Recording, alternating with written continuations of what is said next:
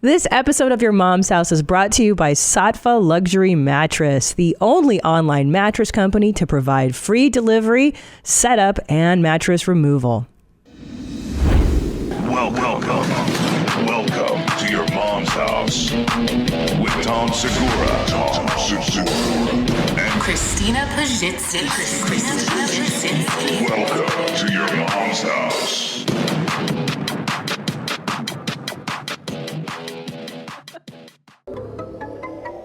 It's almost time.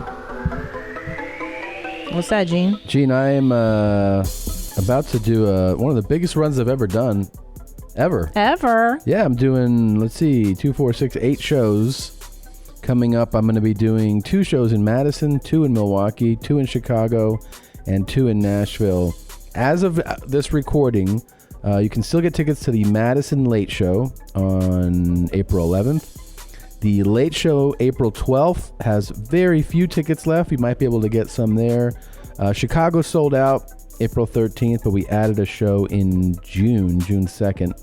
And you can maybe get a few tickets at the Late Show in Nashville. It's limited, might be singles. TomSegura.com/tour. Let's see, you can get tickets to the Late Show April 28th in Medford, Massachusetts. That's just outside of Boston. And May 1st in Portland, Oregon. We have some tickets there. The next day is sold out. Then there's a run of shows in Seattle at the Moore. And the only one with tickets left is May 5th. Go to TomSegura.com/tour. And I should also point out that we are announcing the Take It Down Tour second half of the year shows. If you signed up for the email on my site, you will get the email announcing the code and the list of cities before anybody else on April 9th. That's the date that an email comes out. The following day, it'll be announced to the public tickets, but you can get advance tickets if you sign up, TomSegura.com/tour. It prompts you to an email list. You can get those tickets, and that email will come to you April 9th. Gene, you're going to be in Minneapolis this week, April 4 through 6 at the Acme Come On You Club. And then May 10th through 11th at Tempe at the Tempe Improv. May 31st through June 1st, Flappers Comedy Club here in Sperm Bank, California.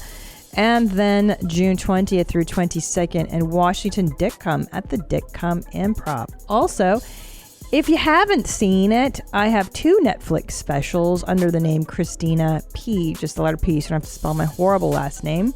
I have my hour Mother Inferior and my half hour The Degenerates. Also, Ride or Die t-shirts for sale at our store. What is it, Tom? Merchmethod.com/Tom Segura. Yeah, it's under Tommy's page. Check out the shirts. They're very awesome. Yeah.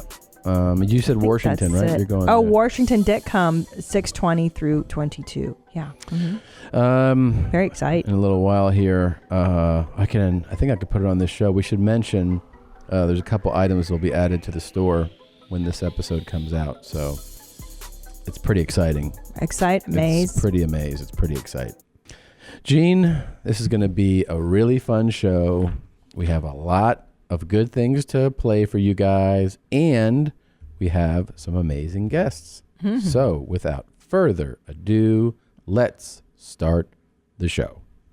This is just a memo or a letter to people who microwave or cook fish at work or just in a, public space without some type of consent. Fuck you. This shit is big time! Who is Randy? Don't bring anyone mother into this. Your mom in the fucking stand! Welcome to Your Mom's House with Tom Segura. And Christina Pajitsi. welcome to Your Mom's House.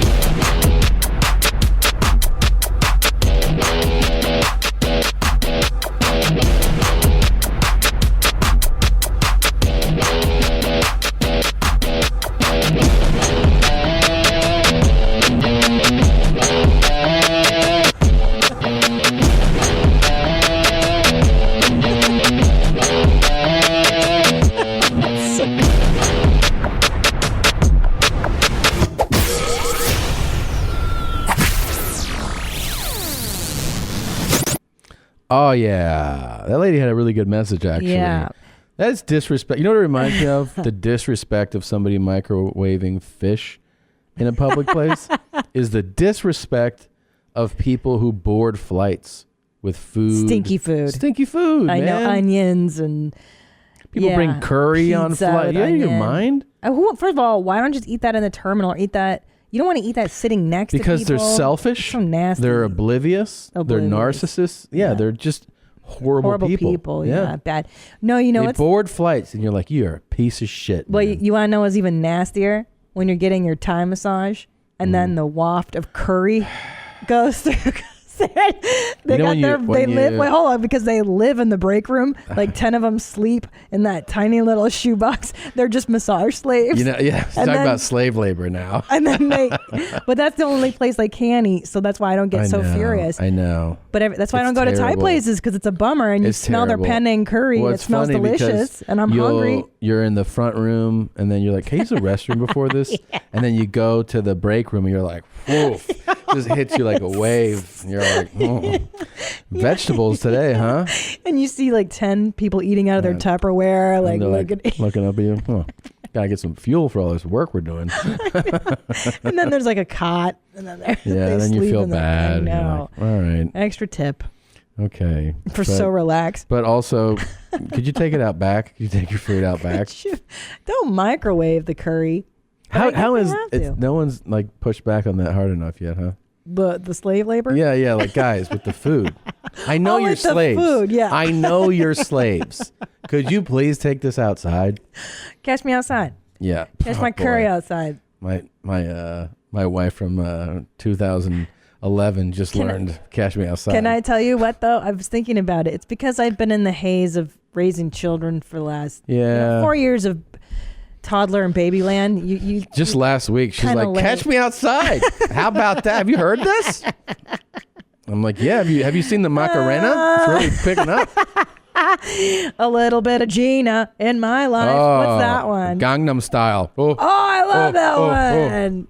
That guy's so clever. Man. Guys, I don't have much. You know what I mean? It's just my life isn't cool. It's like this. And then my children. Should we talk about this real quick before I forget? Oh my God! So please. Two things are coming to this. They're in the store now. Actually, if you're watching by now, it's there.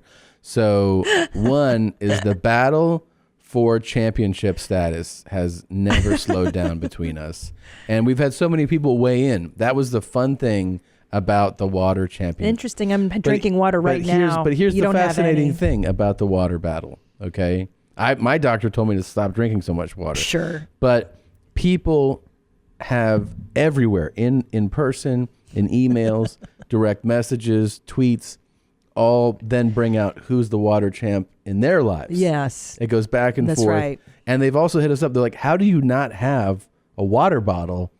We do. I know. This is finally a well-designed, well-insulated, it's water bottle happening. that you can carry around, and it has like the thing that flips up and... Right? What do you call it? And then your mama puts the thing. Oh, you drink the water with your mom. You flip it up and pour sweater on it. I can't even think of the word. What is it? What is it's a water canteen. Yeah. Blue Anyways, what is this shit called? What's that? Huh? It's like a built-in straw, right? Tumbler. Yeah, but it's like a built-in thing at the top that you can suck. A sippy cup. Sippy, yeah. It's an adult sippy cup. Sippy bottle. It's an adult sippy bottle. Anyways, it's branded. It says Water Champ. It says Your Mom's House Podcast. It's in the store. But what I'm most excited about, I've never been this excited about a piece of merch in my life. I know. I did, if you have not seen it, I did or listened to episode 2 of Dr. Drew's new podcast that we produce. It's called Dr. Drew After Dark. It has been an amazing thing that like every week new guests, and there's episodes with Christina, Bobby Lee, Steve-O, Bert just did one. Who else we got? We got Hardwick coming up. We got Hardwick coming up. Oh my God. It's just killers. So when I was on with him, he brought up, because we had been watching Uncle Terry stuff. Well, because in my episode, I did episode 1 you with did him, with Uncle and Terry. we discussed Uncle Terry. And then by the time you came on, yeah, he was like, he revisited. He wanted to revisit, and he goes, I talked to Christina about this, about what do you think is the biggest thing someone should put in their anus? Right. And he said that Well, what do you think? Hot topic. Well, I just said, like, it depends who we're talking about. And he said, well, the average person. And I was like, because there's some people that do double anal.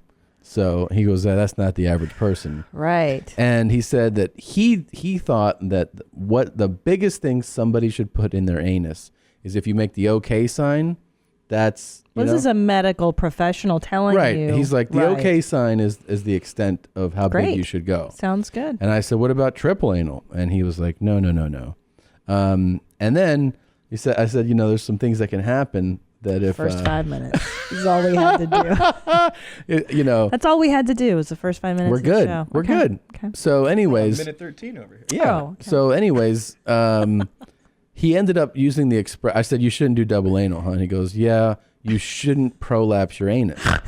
And in that moment, I said, I think you just made your first shirt. And he was like, oh, God, what am I doing with my life and my career? This medical degree. But I didn't forget that. So I immediately reached out to one of my favorite shirt designers at Mod Ink Tees in Augusta. And I pitched them the whole thing, what happened. They came up with this shirt. And then I had to reach out to Drew and his team and be like, can we do this shirt? And he was like, fine. So we have you shouldn't prolapse your anus signed to Dr. Drew with the okay symbol. And they can see this. Oh my God. I mean, come on. I've never it's the best been shirt happier ever. about a shirt that we've ever done. I know. It's in the store. Go You ahead. shouldn't prolapse you your shouldn't anus. prolapse your anus. You should keep it here. I mean... Yeah. And the best part is that it's Dr. Drew approved. It's science. It's medicine. This is not a joke. No. Asshole. Okay. Yeah. All right. Yeah. Asshole. We got it. Kimmy. Was that my stepmom? Oh, that's really, really awesome. So this is back to Jean. This is the lady. I love this lady's message and mantra and everything so far. Now, hold on. She does meet the criterion for a good YMH video. Well, she doesn't have a great set. I'll tell her. Terrible. Terrible. I mean, come on. Any other room in the house, even the bathroom would have been better than the depressing blinds. But I'll tell you this. she's with it. She's on point. She's coherent. She knows what's going on. Yeah. And her message is one. Coherent. Her message. That's rare on our show. That's rare on your mouth. Her message is one that you cannot deny is absolutely accurate. Okay? You should not microwave fish in a public setting. Hell no. Go ahead. This is just a memo or a letter to people who microwave or cook fish at work or just in a, public space without some type of consent. Fuck you. I mean that from the bottom of my heart. Fuck you, fuck your mama, fuck your daddy, fuck the horse you rode in on, fuck everybody who loves you, who cares about you, who has ever supported you in your life, who has become a part of making you the person that you are today. I gotta love her. You, fuck them, fuck all of y'all. Oh my God, I found my new best friend. How can I hang out with her? Public area. I don't give a damn if it was the last thing that you could eat. I don't give a fuck if it was the only thing that you could eat that month. That shit is inconsiderate as fuck. You know what fish smell like. You know what it smelled like. You knew what it smelled like before you came in. You knew damn well that when heat is applied to fish, it stank. She right. You know what I love the most about this conceptually, though, is I just love the way the world works sometimes where that she was at work today. Yes. And somebody made fish at work. Yep. And in that setting, she just had to look down.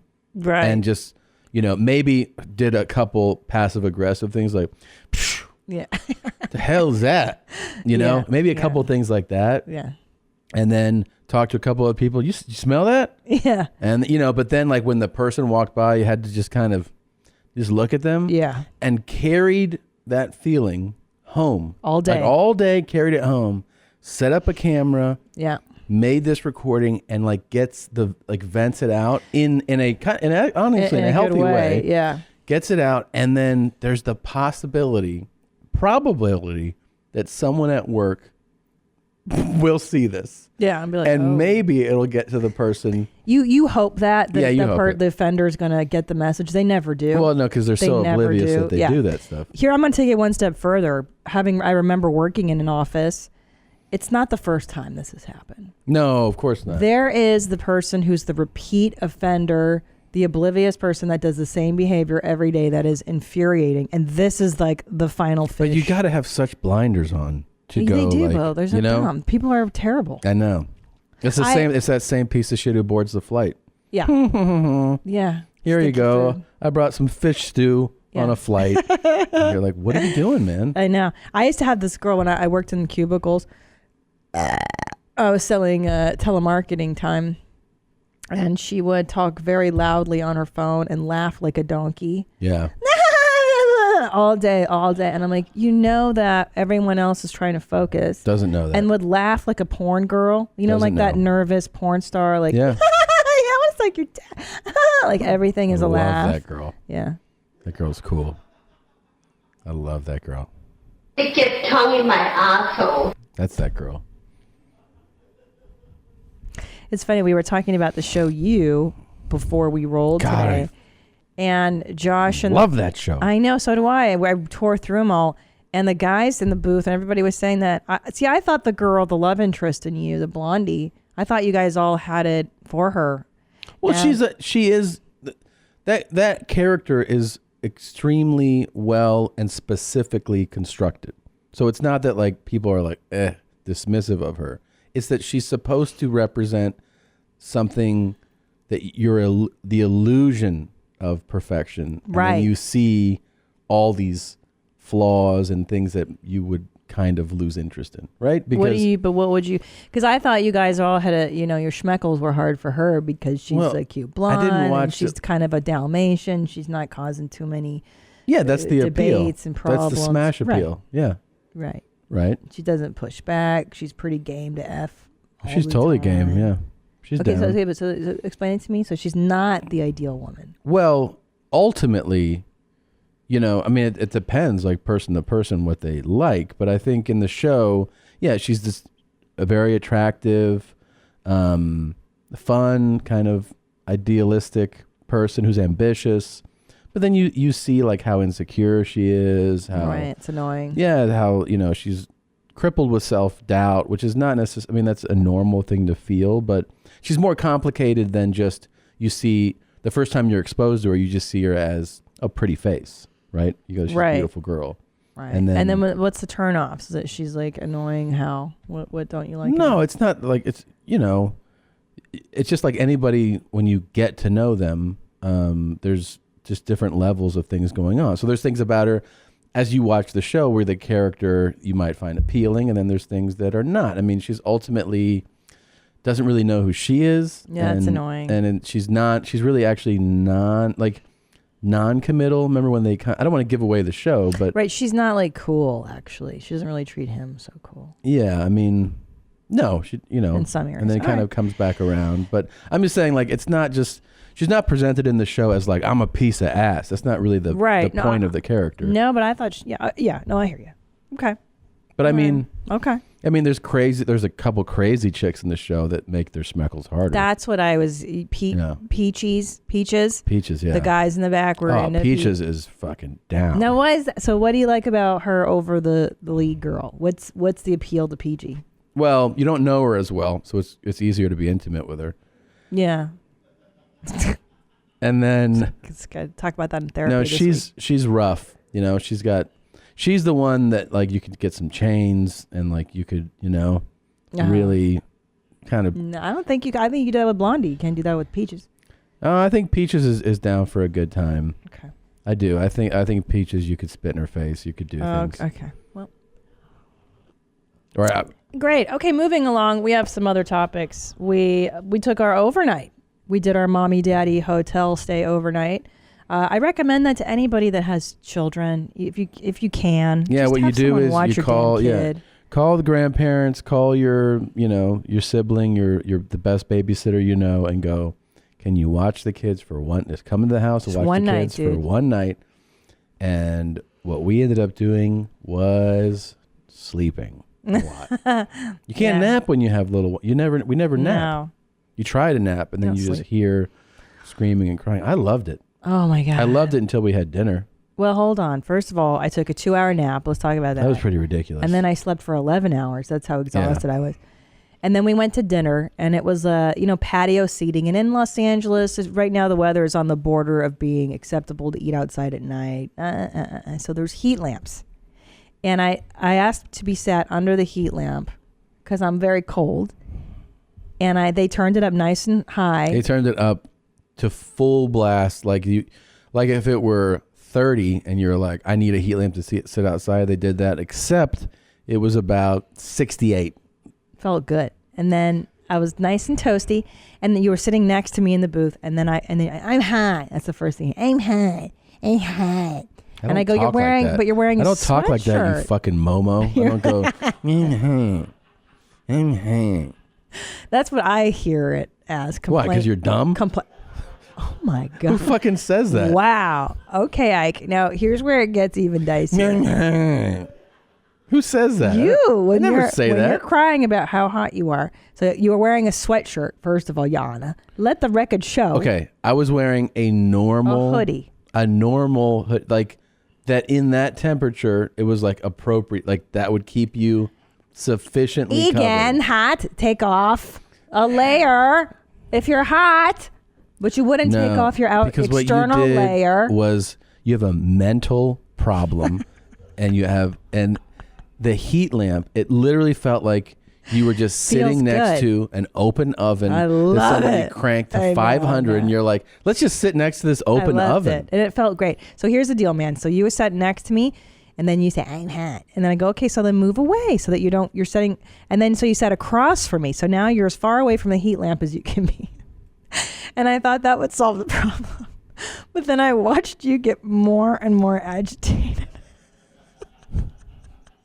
It was like a silent buildup of rage. Women are stupid. Right. Like how you're looking at me right now, like that silent rage. And I was like, and then I finally gave in and I had them turn it down, remember? Or you got up and you turned it down. No, that was the last thing later. I did. So he turned down and then I came next to you and I cuddled you and I said, why are you, I go, are you mad at me for having it so hot? And you're like, yes. You're ruining dinner. Yeah. And he was really legitimately mad at me. Like you got really mad. Yeah, of course. But I'm cold. Why are you mad at me for feeling cold? Because it's a stupid feeling. It's out of my control. It's not. Grow up. But I can't control how I was raised in LA. It's warm here. I'm used to being warm. It was ridiculous. You ruined everybody's dinner. People at the other tables were like, dinner's being ruined right now. Nobody said that. Yes, they did. No, you were the only one angry. I don't understand why everyone was a fucking stupid idiot. That guy makes a lot of sense. So he gets mad at me because of my cold threshold is low. And then we were driving in the car yesterday to the country club, aka the mall. Yeah. And you were showing me how you could sporty drive. First of all, I was not showing you how I could sporty drive. Yeah, you're like, I'm sporty we were in a driving. Jeep Cherokee with a V6, like a normal engine. Yeah, nothing crazy about this car. And the light turns green. I turn. We're going straight. I hit the gas. We hit 40. Nam. Yes, we did. 46. And the speed limit's 35. Maybe 40 at the most in that residential area. And you go, you're scaring me. And I was like, what? And you go, you're scaring me. I go, why would you be scared? Don't tell me when to feel fear. Right. I look. Yeah. And then he gets mad at me for feeling fear. Wait, but why can't I be scared? I mean, you can, but don't you think that's like... But you got mad at me for feeling fear. I hit 40 miles an hour. Thing ever. It's not so crazy. It's crazier that you felt fear. You've been in a car for how many years? You were doing 46 and a 35 and you accelerated very quickly. And we were by the mall and I thought you've somehow got to slow down to get into the parking lot. Let me tell you this scenario. If it were a kid in the car and the kid was like, scary, no, if the kid was like, I'm scared, you'd be like, all right, you shouldn't feel fear because this is how cars move. But you'd be like, okay. And then later on, you'd be like, hey, that kid's a fucking idiot, huh?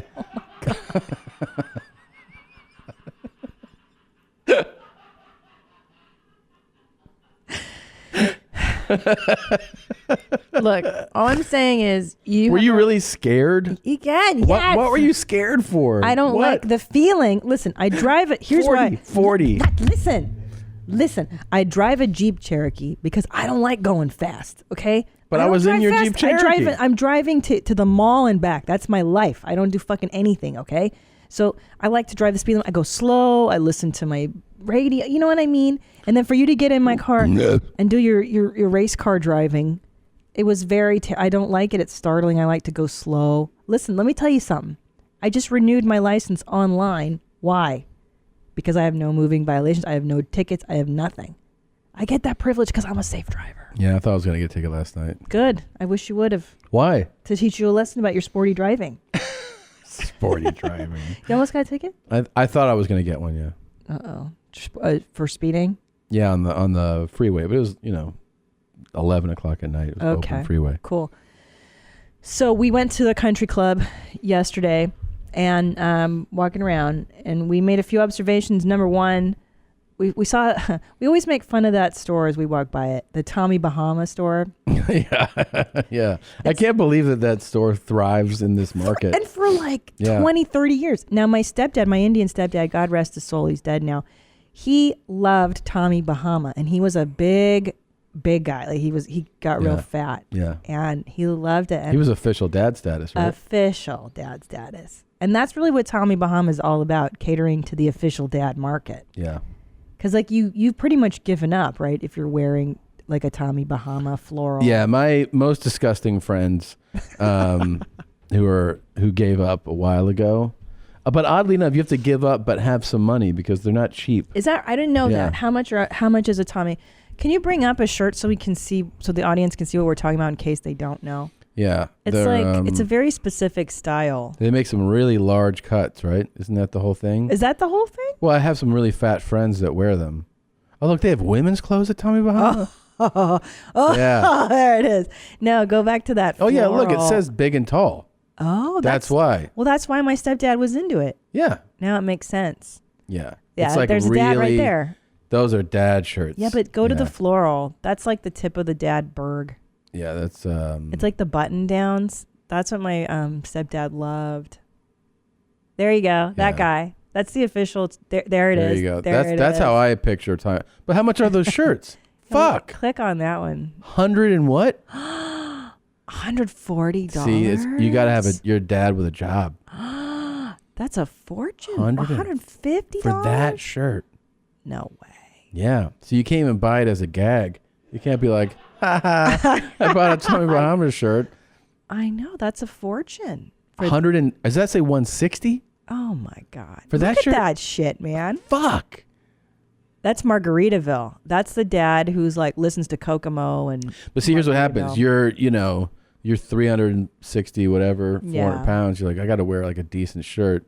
Yeah. They make you this 6X, and then you look like I'm trying. I'm dressing nice, but it really is really dad status. But patterns when you're fat, it's even worse. You got to go minimalist when you're fat, right? Yeah, I guess. I don't know, but there's there's outdoorsy dads and vacation dads. Vacation dads want to look good and have fun, even if they're real fat. I cannot get over the prices. I have no idea. I guess they want to price. Is that one 170? Oh my God! On the right, that one. Oh my God! These shirts are terrible. That shirt. No. Welcome to the real world, spelled REEL, with a swordfish jumping out. The Tommy Bahama Lounge. That's $170. Get the heck out of here. God for a damn. T-shirt. Fit for the island life. Yeah, it's for vacation dads. That's why they're dropping that kind of coin. That is so banana. I had no idea. Wait, let's see the size chart. What's the size chart there? Oh, yeah. What's it go up to? 4. 4. Okay. That's pretty big. Well, that is, yeah. Yeah, it's for like a real dad. What does that say? XLB? What's XLB? Is that what that says? Yeah, I'm not 100% sure. Open the size chart. I think it's XLB is big, XLT is tall. Oh. Look at the thinnest guy here knows what's up. I know. And we were going to, the voice of the man you just heard, and he works here too. Yeah. He's like the coolest Yeah. hippest guy. We wanted to buy him some Tommy Yeah. Bahama stuff, but then we realized he'd make that shit cool. Yeah. And we'd lose the whole point of the laugh. Oh, there's 5XL on the big. Yeah. But hey, I give it, you're right. I like what you're saying that if you're, listen, I just had, I'm 8 months now postpartum. And when you're heavier than you normally are, it's important to dress up, even if you're in the process of losing weight or whatever. But really brought us to the point that we were talking about, I was telling you how I'm still kind of not in the body that I'd like to, I'm still losing weight. And how everyone hates their bodies. Everybody does. Everybody. I was in H&M and there was this adorable 20-something-year-old girl trying on a shirt with her friend. Mm-hmm. And she's like, I don't know. I look fat. And I said this to her, like as a mom, like I told her mom, I was like, I go, sweetie, I'm overhearing you. You look amazing. You're so pretty. Just buy the damn shirt. I said, just do it. What'd she say? Mind your business, you fucking bitch. No, I wish. But her friend was like, see, I told you. She was like, yeah, lady, that crazy lady's right. Who's talking to you. Yeah. Basically. It's totally true. I mean, I hate my body so much, and I try not to just dwell on it all the time. Of course. We all do. But then, like, my trainer, who I work out with a few times a week, last week, he's like, oh, I'm doing a 75-day challenge. And I go, what's that? He's like, you work out twice a day for 75 days. And I was like, why? Why? And he was like, well, just, try to get in, I'll kind of let myself go a little bit. I was like, what? Like, this dude's body is amazing. Like, I see him in a t-shirt and shorts. I'm like, what are you talking? You're totally ripped. He's like, nah, that's not like I used to be. And now he's working out twice a day for 75 days. That's crazy. And he's like, I go, do you notice any difference? 'Cause it's been like a week or two now. He's like, oh yeah, I've been taking pictures, and we're talking like minuscule differences. But to him, in his mind, what he sees in the mirror, I don't know. Very few people, I think, go like, I love my body. I agree. We all kind of, I do now because I go like, look what my body made. It made two wonderful humans that we adore more than life Now itself, I kind of really admire those people that don't have perfect bodies, but you can tell they really accept their bodies. I know. I kind of admire them. Wait, how do we get there? Is that therapy? Know. Is that? I don't know. I've talked about it in therapy a lot. Your body, yeah. And what's the solution? It's what you think it is. That's what it is. What's that? To fucking love, and then there's people that like your body and think that you're. I do. I think you're perfect. You're adorable. You know what I mean? But you like it hot outside.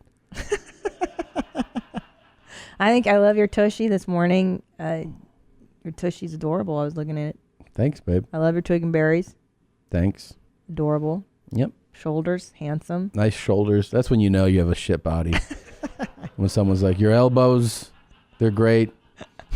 You got nice wrists. And you're like, thanks. Got good shoulders. I know. Look at your knees. They got beautiful knees. But don't you wish you could tell your 20-year-old self? Because even when I was 20 and I weighed nothing and I was super skinny, I still was like, nah, I'm still fat. Like, dude, don't you wish you could tell your 20-year-old self, like, hey, you think you're fat now? Oh my God. Wait until you're 40. I remember, it makes me want to cry. The time where I was you just wait. I had lost all this weight. So I got really fat and then I lost all this weight. I lost like 70 pounds. Oh my God. I was in the best shape I'd ever been in. And I remember I was on a trip and I was with a buddy of mine, and it was like a spring break kind of thing. It was hot outside. I didn't really know him that well. Like, I knew him, but I was like, I know how fair skinned I am. I was like, dude, I gotta ask you something. And then we're in college. So I was like, will you put this sunblock on my back? 'Cause I'll burn. And he was like, yeah, I don't care. And I was like, all right, cool. He goes, I mean, why would I care putting a sunblock on some fat guy? And I was like, fuck. I was like, fucking, like, no, in my head, I was like, I'm still fat. I just lost 70 pounds. Oh, God. So I was like, this. So in my head, I was like, I'm still fat now. Fuck. Man. Now that was like, fuck, I was 21, Yeah, it's a bummer. And someone asked me if I was pregnant yesterday. That felt good too.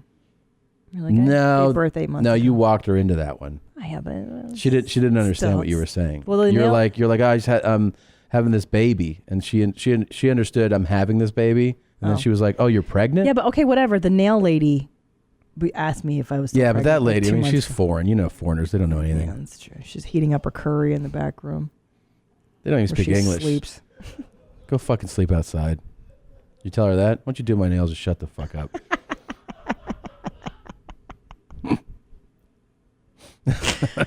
Don't you love that we have this show? We don't have anybody telling us what we can and can't say. You know what? F McDonald's. That's all I'm saying. Okay. So, you know what I did? I don't even know if I mentioned it before on this show. Yeah. I actually did a set in Spanish last night. I know. I'm so proud of you. That must have been so hard. It was something I've always wanted to do.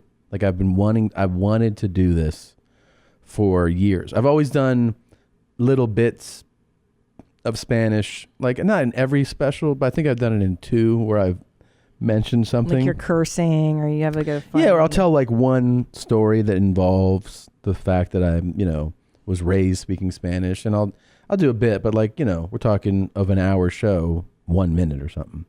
But I always was like, oh man, because Spanish has been, or stand-up's been getting bigger in Spanish language countries the last few years. It's really starting to grow. And I'm always like, I wonder if I could do a full set in Spanish. Yeah, that'd be so fucking great. I've been talking to a couple guys about it for a few months, and they're like, yeah, we do it every once in a while. And I was like, yeah, I want to do it, but I was kind of like, hesitant. I was like, I don't know if I can actually do it. So anyways, a few weeks ago, Francisco Ramos hits me up. He's like, we're going to do the show. Do you want to do it? I love him, by the way. He's great. Nicest guy. And he's like Ricky Ricardo. Like the guy has got that kind of he's got old that Hollywood energy look about him. Yeah. Very positive, very funny. Sweetest. Yeah. And he's like, do you want to do it? And I just, without even thinking, I go, yes, I want to do it. And then I see them put the poster out, like the flyer, and I was like, oh shit. Like Sábado Domingo? Yeah, but I'm like, this is real now. Is there a guy in a bee costume on there? There's a guy in clown makeup. ¿Quieres te gusta chistes? But him... Did you have to write really big bits for it like that? Like, ay, qué lástima. Ay, qué lástima. I just want to get the... we did the thing. So they put these guys, I guess they do it semi-regularly. So Fabricio Copano is a Chilean comic. I love when you speak Mexican. This dude, he's like it's big exciting time. Sexually to me. I love it. This is why I married you. Why don't you Latin it up more? I love Puerto Rican. Him and Jesus Trejo. I love Jesus Trejo. And Francisco Ramos. Love. So anyways, they do this show called Trifecta. We did it with, I think, who else was on the show? This guy, Jota something, Colombian guy. Richard Villa, Felipe Esparza. Felipe's been on the show, on your mom's house. And Felipe did it also last night. So anyways, we sign up to do it. Show sells out like in the first day. Was at the lab, and then I'm like, oh shit, I'm writing this stuff, and then I'm basically having Francisco help me. So I would send him my jokes, and he was like, you should say it this way, not this way. He's translating stuff for me. Oh my God, thank God. And then I'm like, I realized that I was having the same feelings for this show that I had doing stand-up 17 years ago. Like 17 years ago when I started doing stand-up, we would book, you'd have like, at first you'd have one show a month, let's say. You'd go, I'm doing stand-up next month, and that's it. That's your show for 6 or 8 weeks or something. Yeah. And as you get closer to that show, you're writing things out like full-length pages, and you're reviewing them, and then you're starting to get like, you're editing as you get closer, and you're getting nervous, and you wake up thinking about your show. You had so much pressure to do that show, and I don't have those feelings like that obviously anymore because I've done it for this many years. But this Spanish show was kind of close to that, where, I mean, I didn't pop out of my sleep, but I was like walking around thinking about how am I going to, because you have to think about like, you don't get any reps in Spanish. So you don't know, you're not like, practicing. Yeah, what's going to work, what's not going to work, what's going to happen as far as timing and saying the punchline the right way. Anyways, it went great. I had the best time doing it. Good. I'm definitely going to do it again. And I don't know, I had a great time. So I appreciate those guys. Now, how do you say things that you just translate your current act? So you're like, I did 2 things. I did things that were specifically just for a Spanish language audience. So I wrote material just for the show. And then I also translated some things I'm doing right now into Spanish. So you're and like, tried that. You ever think your wife's a dumb bitch? Yeah. Or something like that. Like, Does your wife anger you with how cold she gets? ¿Saben cómo tu esposa es una puta idiota? Yeah, and they're like, ha, and they're ha. like, sí, mi esposa también es idiota. Yeah. Dale la verga, güey. Yeah, stuff like that. I love it. Dale, huevo, dale. What is dale? Yeah, give her that nut. Yeah. Yeah. Yeah. I'm so excited about this Spanish Tom. I'd like to Spanish see Tom. more of Spanish Tom. Spanish Tom's going to be working it out more, I think. love it. I think so. Hey, happy tacos in my pockets, everybody. Hey, everybody, do you like the tacos? You like tapatio or Cholula? Is that what you're going to open with next time? Maybe. You know what's funny? I did that show last night. At one point, I asked who in the audience had kids, and like one table clapped, and I was like, what the fuck kind of Latin show is this?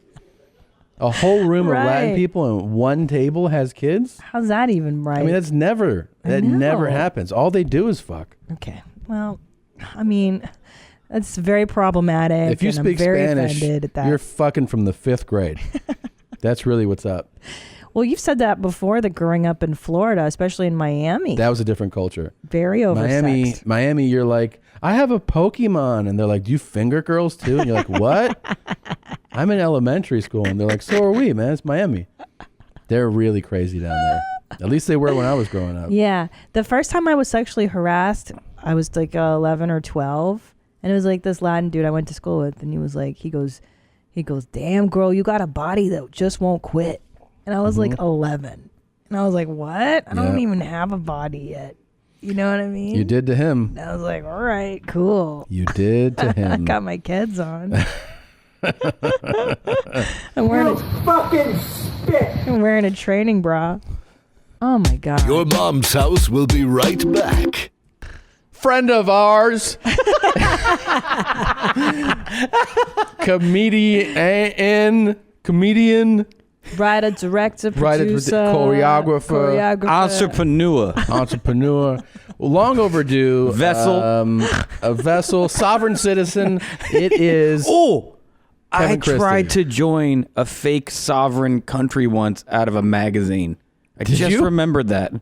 There's this art magazine, I think it was called Cabinet, and they did an article about like areas that were like specific enough to where like someone had formed a fake sovereign country that you could, and I sent like my fucking social security number basically to somewhere in Australia because there was like a building where one of the floors was considered a sovereign country and you could become a citizen of it, and I was like, do it. And I didn't get anything in the mail. Did you send a check too? No, it wasn't any money. I just sent like my info, like, can I please become a citizen of this fake country? But then do you have to pay taxes to that? No, I think that was the whole. I think that's why people do it, is to not pay taxes. I love it. I'm a country, you can't charge me shit. I'm a country. like that. I'm a country. I'm a country. That's what they tried to do in that Wild Wild Country documentary, where they were like, man. we're our own state or city or whatever. I also realized that like at a certain point, if enough people said they are, you kind of would have to acknowledge it, right? Yeah. I mean, if enough people like, say anything, eventually you're like, fine. Yeah, that's how words get defined. They're like, no, that's what the word means now. Like impactful. It's not really a word, and then enough people say it and it becomes a word. It is a word. It is now.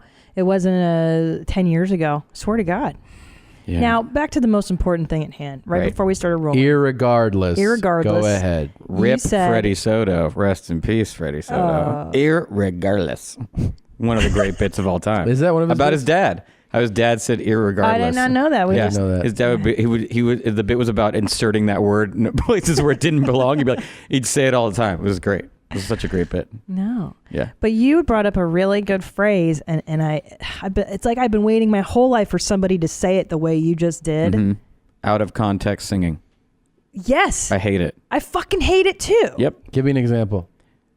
People that can sing think they're blessing us all the time with their beautiful voice. Yes. So you're in the frozen food aisle and you just hear, ah, and shut your damn mouth. Yeah. I didn't ask for this. I'm not running bits. Or hold on. Oh, stop the whistling. Fuck you, sir. I at Gelson's yesterday I'd like to sever people's was whistling along with the music, No, and I hate you. and at myself I was like, stop it. Yeah, and so I stop. stopped. Yeah. No, but here's what I hate too is like you're watching a talk show and the young ingenue is there and the host goes, oh, you're a singer? Sing us something. Barf. And then they're forced to sing without any music or any preparation. And it makes me... I can sing. That was pretty soulful. I have a good song. I have a good voice. To go for it. Go. Tommy, sing for us. Do you like it? I hate that. It makes me so uncomfortable. Then the person has to sing on cue. That's like someone like, I'm a comedian, tell me a joke, and you're like, literally the worst. The worst. So I was in the hallway at the Comedy Store, and some lady was talking to the person next to me, and she goes, "Are you going on?" And I said, "Yeah." And she goes, "Oh, so like, what's your act?" And I went, "It's jokes." Fuck. I tell jokes, and I looked at her in a way that told her, "You're wrong for what you just did." Yeah. How'd she respond? She was like, "Ah." Yeah. You call her a stupid cunt. No. You kind of could have. I said it with my eyes. Dumb Yeah. cunt. Sag after. That's the worst. Is so what's it all about? What do you do up there? Like if I knew that, I wouldn't be here. If I had a sense of what anything was about, I wouldn't be here right now. Yeah. Point. I wouldn't be clawing at the walls of approval. Yeah. Oh my God, it's yeah. the worst. It is that question is the worst. Also, what do you do up there? I don't want. Who wants that kind of stand up at this point? Like that kind of perfectly encompassed sphere of your persona, so you can then sell it to NBC. I'm like so 80s, past yeah. the anger of being asked that question now for like so many years that now when I get asked, I swear to you, I just got asked. Somebody, you're a comedian, yeah, and they're like, "What do you do?" I go, "I don't really know." By the way, that is I know. true, and the perfect answer. I don't know. I don't know. I don't really know what I'm doing. I don't know what I'm doing 98% of the time. I go, it's not that good, and I wouldn't go. It's weird that people let me still, and I don't know why I've done it for so long, and I wake up confused almost every day. Yeah. And they'll probably be like, "Me too." We're like, "Oh, rad. What do you do?" Kevin, what are you acting on these days? You're always acting on something. Nothing. What are you talking about? Nothing. What show was I it think on the that last thing you liked Masters of Sex. God damn it! And then I fell out of it just because we got so busy with Yeah. kiddos and life and stuff. But you're so fantastic on that show. That's nice of you. Thank you. Yeah. Thank you. You've done a bunch of cool stuff. I'm lucky. I've done my look fits squarely into a category. So I've always been lucky that they need someone who looks like they can work a machine. It is weird to live in this town for this long and like you're just flipping through channels sometimes. You're like, holy shit, I know that guy. Yeah. Like in movies, shows. You're like, hey, Scott. Yeah. It's weird that like I don't watch any of my friends' shows. None of my friends watch. It's become all of our jobs. Yeah. So you're just like, oh, cool. Like I only know my friends are working when I call them. They're like, I'm in New Mexico. I'm like, oh, okay. Like that's how you find out someone's doing something. Very rare that I've fallen in love with a show, and I loved Masters of Sex. It was, objectively, it was I can say like that was a very good show because I wasn't there from like I started like halfway through the first season, so I was able to watch it without me on it, and I was like, oh shit, these people are good. I better try hard. Yeah, and for those who don't know, it's about Johnson & Johnson and how they they studied people's sexual habits and such and formed Masters and Johnson. But then it became Johnson and No, didn't that's different people. Oh, sorry. But by the way, everyone does that. Wait, but I Googled it. I felt whatever. But Masters and Johnson. They just pioneered sex research. There you go. They map the female orgasm, stuff like that. So nice. Right? Down between the legs. Yeah, that's the stuff that goes on. I've heard about them. Flick it. Like that. That's how you turn a chick on. Didn't you love? I'm so glad Kevin's as juvenile as we are. Yeah. Some guests come in here. Does this and turn like, you they're on? Not gonna no. Right here? No. Not that and not that. Like that? That's good too. This is all good stuff. Like that? Huh? And then you go like that? Oh my god. It's so similar to when a Nintendo game would freeze. You just blow on it. Then it wakes you're up. like, now do we get married? No. That turns you on. You are so nasty, you two. You nasty. You love that Puerto Rican stuff. You I nasty. do, and I love it. My husband just did his first set in Spanish last night. En español. So I feel like I have That's right. Like rock en español. Sí, señor. Sí, señor. I feel like I have a new Spanish lover now. You should. Wait a minute. You've never role played. You've had a Spanish speaker this entire time and have No. never had him say, let's do this in Spanish? I wish. ¿Quieres que te doy la polla? Yeah. Oh! Te quiero mucho, baby. Te quiero mucho. ¿Listos? At least like hit her with a listos. ¿Listos? Like standing naked in the corner. What's the Mexican fantasy? I mean, we have What's the Mexicans Mexican fantasy? in LA. We're predominantly Mexican Latinos. Yeah. What's the Mexican fantasy? Right, like what are we For going to you? do? What's the role? Oh, you're obviously the lady at home, and I'm like the gardening team.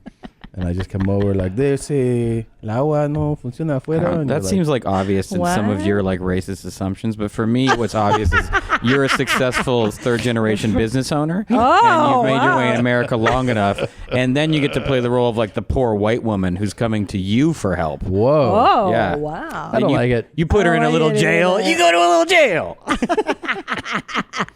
I like the guys coming in all dirty. I do too. Yeah. They're like, hace mucho calor afuera. The code for the gate. I can't get in. Like, tienes limonada. The sprinkler no working, miss. You're like, my husband will be home soon. And he's like, it's okay, I come fast. That's not a good pitch. I come fast. That can't be part of anyone's fantasy. Of course it is. You're like, there's a rush. Go. And then he's like, okay, amigos. And then like 6 guys come in. Oh, okay. You know what I mean? Okay. And what happens is like every time you're facing away, your head's in the trash, and then every time I do a new accent, and so you keep thinking it's a different guy. Do you ever wonder what the small talk is like between guys at a gangbang? Yeah, I do. There's no way there's none, right? There's got to be something. And it's not. There's no way it's all about the gangbang, right? So at some point it's got to be like maybe. Do you think there's like a circuit where those guys go to more than one? So like, dude, you're looking jacked. You working out? Like he notices definitely that Steve lost weight. Dude, you look great. You look great. I think there's things about shoes. Like oh yeah. Do you keep your shoes on for one of those? Oh, that's the big rule. I gotta guess the floor is slippery. Yeah. No, that's the big thing. Like you wear shoes. Like that's why you know they're like, hey man, you don't want to be walking around this set. I didn't realize. Shoes. You're right. You're right. You should wear galoshes, I think. If I even walked near a gangbang set, I would have a hazmat suit on. Right. Hoses out on. Like I'd walk in hoses on. Isn't it crazy too that you're always all you and all these guys constantly as you're jerking you're always stroking and talking. You're like, dude, Lakers are fucked up this year, huh? And you're just even with LeBron, they got nothing out there. Like no playoffs. Literally, they did not make the playoffs this year. One guy's got to work his nipples. Yeah, because he needs it. He's got a job to do. That's right. That's totally true. Let's talk about your body. He's got to work his nipples. This is a perfect segue into his body. We were just talking about how much we hate our bodies and how everybody hates their body, even people with great bodies. True. Hate their bodies. I almost think maybe they hate it more because they become more informed about what it could be and where they're at. You hate yours too? Oh. Oh, girl. See, I look at yours. I'm like, this guy's got it. He's got a good you've got it together. You're thin. You've got cool tattoos. I've been trying now for 6 months. Like, I just thought the other day, I've been going to the gym 5 days a week probably for 6 months just to still hate my body and only look okay from like 50 feet away in clothing. 50 feet. That's not bad, though. It's not bad, but looking still. good in clothing over a certain age, that's the whole goal. Yeah. Like, fuck, you're never going to look good naked over 40 unless you're Dr. Drew, who's like jacked, apparently. Well, that you have to... Big piece he's been doing... Yeah. He is jacked. Yeah. Yeah, I mean, he's... In a couple places. Oh, fuck. Him and like I could see it. David Goggins, like that guy's like ripped. Who's that? He's former SEAL. And fitness. Former yawn. Yeah. He runs like Dr. 25 Drew miles a day. is fascinating. I learned so much at an early age from that show, like as a teenager. Same here. Yeah. Loveline. Because you grew up here in LA and you listen to K-Rock, right? Yeah. Sunday nights, Loveline. Was that Sunday night? Yeah. Yeah. Poor Man. And Dr. Drew. I learned everything. But did you know that we have a podcast with Dr. Drew now? Dr. Drew After Dark. I hope you do it. Fridays at noon. Oh, okay. It'll be fun. He's a smart guy. And all smart. those damn kids. Yeah, it airs what? Oh, Fridays at noon. Okay. Those kids are like probably grown up now. Who's that? Yeah, they are. His children. Oh, yeah. Yeah. How old are They're they? college age. Weird. Yeah. How many are there? 3. Yeah, triplets. 3 to send to college at once. Yeah. Oh, no. Yipes. I know. It's crazy. That's why I model sometimes, too. It get extra money. If Dr. Drew became a male prostitute, he'd do well. Oh, my God. He'd be the ideal. He could do one of those themed cruises where, like, you go and you pay and you get to, like, rub oil on him. Yeah. He might. I feel like you know a lot about this cruise. What? Well, there's all those weird themed cruises now. That's a great... know, you guys I've could heard do a about cruise. What's this cruise? The Dr. Drew oil cruise? I don't know. I made it up. But there's enough obscure cruises now to that would be a fine one. What do they you want to rub oil on this guy? Well, there's like Star Trek cruises. I would rub oil on Dr. Drew. It'd be my... Who am I to not want to? Yeah. Considering what he's given me and the rest of the world. It's true. I haven't done anything to say I shouldn't be excited about rubbing some oil to make sure he doesn't get burnt. He could be a prostitute for women, like for straight women, not just a gay man. Both, both. I wonder. I'd love to see that. I would love to hear about this kind of standards. What women stupid who want a male prostitute are looking for. You never watched Gigolos? No. Well, that's really good. Is that a real thing? What on is that? Showtime? Yeah. Oh, but is it scripted or real? No, it's like a semi-scripted, but it's like it follows a real escort agency. Oh shit. Yeah. But you can tell that the girls are looking. So the website has different genres of dudes. Like if you like the sensitive ponytail guy who says namaste and does yoga, there's him. There's him. Yeah. There's the tatted bad boy. Do you the think, Kevin Christy of the crew, basically. And then there's a smart, sensitive type, which is the Kevin Christy type. No, Kevin's the bad boy. Do you think it's weird that you guys hear the argument in my head? Do you guys think the sensitive guy is really just? Yeah, that's one of the hoes right there. That's one of the hoes. Yeah. What happened to this one? Which genre is he in? That body's crazy. Yeah. But he was on, because I follow him on Instagram. He was just on Instagram being like, I'm on a new diet, got to get my abs to pop. That's it. From people I know who work out a lot, to look like that is your entire lifestyle. It's a commitment. Yeah. It's not calling it it's your job. Yeah. You are pretty miserable all the time. I mean, I follow my Instagram sucks now because I follow fitness things. So like my Explore page is just fitness shit. You're so really boring. dedicated. You're being serious about this. Because you know what it was? I was in pain all the time. Like I have a weird back. The pain clinic? Yeah. And so I just was like, I'm tired of hurting my back doing nothing. Yeah. So I was like, maybe if I exercise, it'll get better. And it has kind of. Yeah. It kind of helps. For sure. Yeah. Yeah. Because where's your back pain? Is it lower back? Lower back pain. Like I hurt my back a while ago. I don't even know what I did. It just all of a sudden, it was like I heard a sound. And I was like, oh, here goes a week. Like you lose a week or two of your life every time it happens, and past a certain age, you're like, "This is bullshit." You know, I hurt my back playing football in 5th grade. Mm-hmm. I slipped a disc. Yeah. In 5th grade, and I oh my God, is that possible? Yeah. I didn't realize. Yeah. Yeah, of course. No, I went and got MRIs and everything. And they're like, "Oh, you have spondylolisthesis of the 5th lumbar, 3rd degree," and that means I'm 10 years old, I guess, when that happens. That means you have to become a 3rd degree black belt to fix it. Oh, dude, it's still. Are we doing Taekwondo, guys, or what? Let's get into Let's do it. It gives me problems. Valley Taekwondo. Yeah. Damn, homie. Yeah, no, it's serious. And you don't want to get back surgery. You want to avoid that shit at all costs. Yeah, you don't want that. That shit's fucked. No, what I did was, the doctor told me, he's like, if you'll just like get fat and not work out, yeah, you'll feel much better. Which congrats on nailing that. Yeah. And he was like, then you'll feel better. I mean, I spend so much time like hunched over a desk. Yeah. And I see what like old artists look like. I was like, I don't know if I want that. Like it just looks painful all the time. I didn't realize every time you see an old person walking slow, it's not that they're old, they're in pain. Well, I saw one with a missing head. You seen that? No. What? Dude, I saw a guy. This guy was walking in front of me. I swear to you. This guy, this is real. Oh yeah, it's bent so like hunched so bad the head's gone. Dude, but I took this picture. This isn't like from the internet. Yeah, okay. If that to me doesn't even look that bad. Wait, look. Oh Yeah. God. Oh my God. That's what I'm saying, man. It's so bad. That is low self-esteem personified. That's a by the way, that is a life of looking down, so you don't want to face the world, which I can understand. And then eventually over time, he trained all his muscles to look down, coupled with a 5th grade football injury. So there's no narcissists that have that problem, right? Nope. No one with good self-esteem. Nah. I thought it was the iPhone. Maybe he's using his phone. My friend Leslie told me that This shit plastic right here? surgeons are having to fix. There's a new double chin situation with people always looking down. Oh, That people are always like this, so there's a lot of people getting I got tightened that. up. Tightened up. And you can't grow a beard like me. No, I wish. Face bangs. Face bangs. Yeah, it's true. I don't think I made that up. I think someone else did. Face bangs are good. Yeah. I think What's up with the tats though? How many do you got, man? Have you ever wanted to get like a white supremacist one and just see if you can get away with it?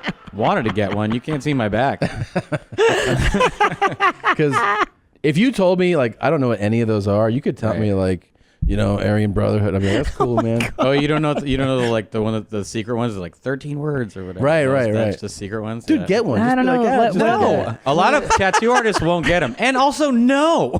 Wait, tattoo artists won't do them. Won't do them. A lot of them won't do them. You got to like find. No, but find like a brother. Were you about to say a good one? You got to find a good one. I got a guy. I know a guy. Oh yeah, they're out there. Well, it's kind of that'll be unfortunate when you have a change of heart. Like you get out of the Well, there's a prison, program that actually will remove those for free. Oh, okay. Yeah, Really? I watched the thing about it. Like, I'd like to give them out for free. Gang members get out and they're like, "Hey, can you take this thing off my face?" They're like, "Yeah, we can." Oh, like swastikas, all kinds of shit like that. Well, could you imagine? Oh, dude, It's a bold. I want to go back to the day. I want to have those guys and be like, "What was the day like where you're like, put the swastika on my forehead?" Well, you're in. The day was you're in jail, and the Aryan Brotherhood's like, "You're gonna die if you don't do this," and you're like, "Fire it up." Here's a good spot right here, right in the center. in Hindu it means peace, right? And you're just like, yeah, sort of. Yeah, sort of. Sort of. Also, there's this Chinese guy at lunch. We need you to stab him in the throat. Yeah. Okay. Welcome to the club. We have jackets. They still. I guess they still do that stuff in prison. Of course they do. I'm guessing there's a recent spike. Oh yeah. Well, yeah. It just. But I don't. Crazy. I mean, I get it. You gotta have something to look forward to when you're locked up, but you gotta fill the day. Yeah, you gotta have some fun. If I went to prison, I realized that would probably be how I would get by, is tattooing people. That Can would you? probably Oh keep yeah, me you're safe. an artist. I mean, That would keep me that. safe, is like I could draw naked girls for people to jerk off to and stuff. That's true. But also, how terrifying is that day when, like, you're in prison? Let's say you're in there for some bullshit, and then they're like, "You're white, you're in the Brotherhood," and you're like, "No thanks." Okay, no, you have to be like, "Yeah." Basically, you have to be like, yeah, or you have to like go to like the child molester wing to be safe. That's right. Oh, no. You don't want to do that. No, you don't. Now so wait a then minute. they're like, "Here's our brother Kevin. Yeah. Kevin, go ahead." And you're like, man. But what about you? You got that spicky last name. "Oh, I know, but and I'd be you're like, half. Nah, I'd be like, I would never let that out. I would never let it out." But they know that about you. Let's say they watch your act. They love your stuff on I'd Netflix. be like, "It's a bit. I wrote it. I took Spanish in high school, man. Look at my blue eyes." Anyways. Yeah. Yeah, it'd be awful. Now, because they would be like, that'd probably be the worst if they're like, "You're a halfie." that's what I'm saying. Because you can't go with the Latins and you can't go with the No, white the Latins guy. would not accept me for sure. They would not let you in at all. No. No. But the white guys would let me in for a while, especially if, like, the thing is, I could just go deep. I'd be like, "Fuck it, Spix," and just keep saying it, and then I'd be like, "Oh, You also he's have all right. money, so He's all like right." you could help their drug trade. Yeah. You'd get a lot of money put on your book, if you know what I'm saying. Put on your Put on your book. So you be heavy with them snacks. Yeah. Handing out those honey buns. I don't mind, man. Sign me now, up. in the women's prisons, is it that It's not as hardcore. racial? No, I don't think there's. I don't it's think like there that. are. There's gangs, but I don't think there are. I don't think it's as. They're not as racially- violent either. They're just not Now, as violent. from You're the- scissoring all day, Yes, too. that's true though. The Yeah. documentaries I've seen, Yeah. women hook up quick. You get a prison wife, Yeah. and you wife up. You wife up, yeah. Yeah, that's so I'd have to find a nice lady to take care of me and protect me. Yeah. But they just lesbo out. You wouldn't want to turn a bitch out though. Turn a bitch out. Yeah. I mean, you want to be someone. You want to get turned out. You don't want to like go in there kind of heavy and be like, "This is how it's gonna be," and then you pick one. I don't know how I know. I just try to hide. That thing where they talk about prison, they're like, "Oh yeah, you got to fight the first day." I'm like, I know. Or imagine, like, also the guy's like, "You're beautiful, Kevin. yeah, like I want to make love to you," and you're like, "I don't." He's like, "Yes, we are." And you're like, "All right." yeah, and part of you's like, "Okay, will you not beat me?" He's like, "Yeah." Like, yeah, like. Is it? Just Like, let I me- mean, let me it's gonna dump. happen, right? Yeah. So Yeah. my rationale is like, don't hit me in the face, girl. Like, and let's come up with some rules. Okay, here's a good question for you. Yeah. You get to pick. Okay. But you got to pick. Okay. There's some dicks coming into your cell, and they want to get emptied. Right. In the mouth or in the ass? Ooh, In the good ass. question. In the ass. Yeah, in the Really? ass. Why in the ass? Yeah. I'd have to see less of the dicks. Yeah. It's less personal in your ass. Yeah, it's less personal on my butt. And you'd ask for lube, right? They're Yeah, not gonna I give it to asked you. for it. I would insist on it. Yeah. And could you guys start off with some fingers, like kind of warm They're it not up? going to give you that privilege in prison. No, What these guys are out- if these are if nice you guys. pick butt, you may get a nice neck rub Yeah, true. at the same time. Bad though, all bad. Also crazy that you also might get AIDS. Yeah. Maybe. And then they're like, well, how'd you get AIDS? You're like, these 4 guys. Yeah. No, but they could use the Slim Jim condom where they just take the wrapper off the commissary tree. They're not going to use condoms. No. Doesn't feel as good. Doesn't feel as good. Especially the guy with AIDS. He's like, I want to give this guy AIDS. Oh my God. Yeah. But what about these guys that are lifers? Like, we've been watching Love After That's who's Lockup. doing it. I know, but you'd think that the prospect of getting butt raped would deter you from wanting to go back. But apparently it's not that horrible if you keep going back and back and back. I mean, it's. I think some people are just used to the horrors. When you're indoctrinated to that culture and that becomes your lifestyle and you get good at it, the real world's probably pretty terrifying. If you've been in prison for over 20 years, can you imagine going out there and like, here's your smartphone? Like, it'd be awful. It'd be truly awful. And if you've developed some... and it's not like you're going to get out of prison after 25 years and someone's like, here's your cool job. No. Like, your life is going to be a real bummer. If you don't have a family that's looking to help you, you're fucked. Yeah. Seriously. You know what I'm saying? So, Yeah. So you just do it. You just pop a crime and go back. And violating parole is very easy. It is. And at least you know what to expect in prison. Yeah. Like, you know what the deal is. You know how to get by. You know how to survive. In the real world, you have to It becomes learn. a world that you know how to navigate. Yeah, that's true. Spaghetti Wednesdays. Things like that. Oh, no. I mean, I don't know if that's a real thing, but... Spaghetti Wednesdays are real. Is it that far from elementary school if you had to sleep there?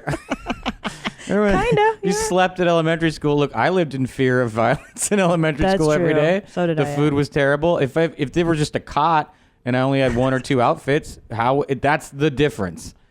My parents were kind of hands off anyways. What city were you in? La Crescenta. Okay. It was a nice elementary Prison, school. I don't know. Prison has another level though, right? But the handball tournaments were cool. Duct tape. Yeah. And I would have gotten in shape so much earlier in life. Well, that's what everybody says, right? You work out like you've crazy. got all this time, but the nutrition's poor. So I imagine your ass today. I imagine it's difficult when you're not eating well. You're not on the keto diet. Sure, you're not getting enough protein. Yeah. But I mean, you're working out a lot. You're just eating Slim Jims. You and might mac and actually cheese. get that body you've always wanted in prison. That's the big trade-off. Both bodies I've always wanted. I'd be in good enough shape to get a cute-looking guy who's got a good body I've always wanted. Yeah. I can look at myself while I'm myself. I wonder if you're like you would morph if you'd be like, nah, I pretty much love guys. I think the human brain's pretty malleable, and you make the best out of where you're at. I think so too. It's Steve Simone's hottest girl at the bank theory that if you work at a bank, the hottest girl in the bank is the hottest girl in your entire world. That's true. And in prison, after a while, it's your world. It becomes your world. Yeah. Yeah, I believe it's called situational homosexuality. Sure. I have been down that path a few times. Yes. But you got tats. You were saying earlier too. You're like, what would it be like if we were 20 years younger? I imagine if I was young now, would I have like face and neck tattoos? Oh, Probably. yeah. Probably. In today's world, right? I started getting them in art school, so I would be like... How high up do you have a tattoo? I don't have any. They're No. all on my arms. Okay. To be fair, I fucking despise getting them. They're so painful. I hate it. Really? Some people are like addicted to it. I think that's bullshit, and I also am not one of them. Like, they're like, I love the pain. I'm like, oh, cool. Can I poke you with a needle just because we're standing here? Like, that seems like bullshit. But I hate... That's why I don't have a big one, because I can hang in there like an hour and a half, 2 hours, and then I'm like, stop it. That is so long to be... Oh, it's awful. After a while, it gets a little less painful, but you sweat because you can't move. So you're just sitting there. Your natural instinct to flinch, you have to like thwart it the whole time. Can they not give you any kind of pain blocker? I don't know why. It's like, why don't they have topical anesthetic? Yeah, it seems That's really... a really good question. Help a dude out, man. Yeah. Well, because they do for like removing moles and shit. Like they just put a topical and then... I get, every time I get something taken out of my face, they give me a shot. It doesn't hurt. They saw it off with a razor blade. Yeah. So why am I sitting there pretending I'm like tough enough to be in a biker gang just because I want something dumb put on my arm? I don't know. It hurts so bad. Do you regret So bad. any of them right now? Yeah, I have some regrets. I have one. I regret this Cleveland Browns helmet. Why do you have that? I loved the Cleveland Browns for a little while. Wait a minute. I just don't really like football anymore. Oh, really? Yeah. Just because of how it's evolved? Yeah, as I've gotten older, just like corporate sports, you're just like, ugh. Yeah, it's kind of gross how big the corporation of the NFL is. Yeah, I just turn-off. like what they do to the players, the way the players are treated after the fact, I don't like. Yeah. They just kind of abandon these people. And you just embraced the Browns at a certain age? Well, we didn't. This was back when we didn't have a team here, right? And it was the year the Browns got their team back. Yeah. I just thought it was like a nice. They just made some exciting moves, man. Yeah, they did. They did. Doesn't matter to me, but I know. I'm gonna probably turn that into a butt or something. Really? I don't know. Something funny. The only tattoos to me that appeal at this point are like funny ones, like something stupid. It'd be funny if you made it a butt that's taking a shit. That'd be funny just to have on a flight. Someone's like, "What's on your arm?" You're like, "It's this lady taking a shit." The very first tattoo I got was from this guy I went to college with. He worked at a tattoo shop, and then I heard rumors that like, oh yeah, if you get a big one from him, I heard he hides drawings of shit in it, like as a prank. And so I never went to him again. He would hide, and for a while he was doing this thing where you could come to him and get, if you were willing to get a martini glass with shit in it, he'd do it for free. Oh my God, no thanks. Great artist. This guy, Mark Hedgie, could draw his fucking balls off. I think he's still a tattoo artist in Detroit. Is that, by the way, because you're an awesome artist, Thanks. is that an innate, like, do you figure it out young? Yeah. Yeah, it is, right? I was able to draw. I remember drawing at a young age, and like Brian, my cousin, can really, like, just naturally would draw, a face, and you're like, wow. And then I would draw, and it looked like I drew with my feet or something. It was just like, yeah, I could always kind of do it. It's weird to me that people can't.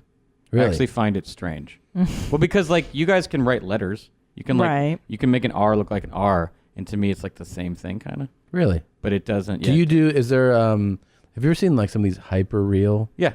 Can you do that? Yeah. Really? That's an issue of time. Hyper realists, what they have is a kind of patience that's insane. And a lot of, you have to understand not to be addicted to these people, but there's a lot of tricks too. Really? Well, you use a graph or a projector to get like the base structure right, and then you just spend there's a documentary I think it's called Finding Marilyn. It's about a guy who spent 10 years doing a hyper realistic portrait of Marilyn Monroe, and it was his big plan to become a famous artist, and guess what, it didn't work. And I mean, he drew like less than an inch a day, like a square inch, and his big plan was he knew a guy who knew a guy that knew David Hockney, and so he was going to show it to David Hockney, and that was going to like start his career. He spent 10 years, like 12 hours a day. It's not well thought out. No, not at all well thought out. Good documentary though. You know what else happens in prison, by the way?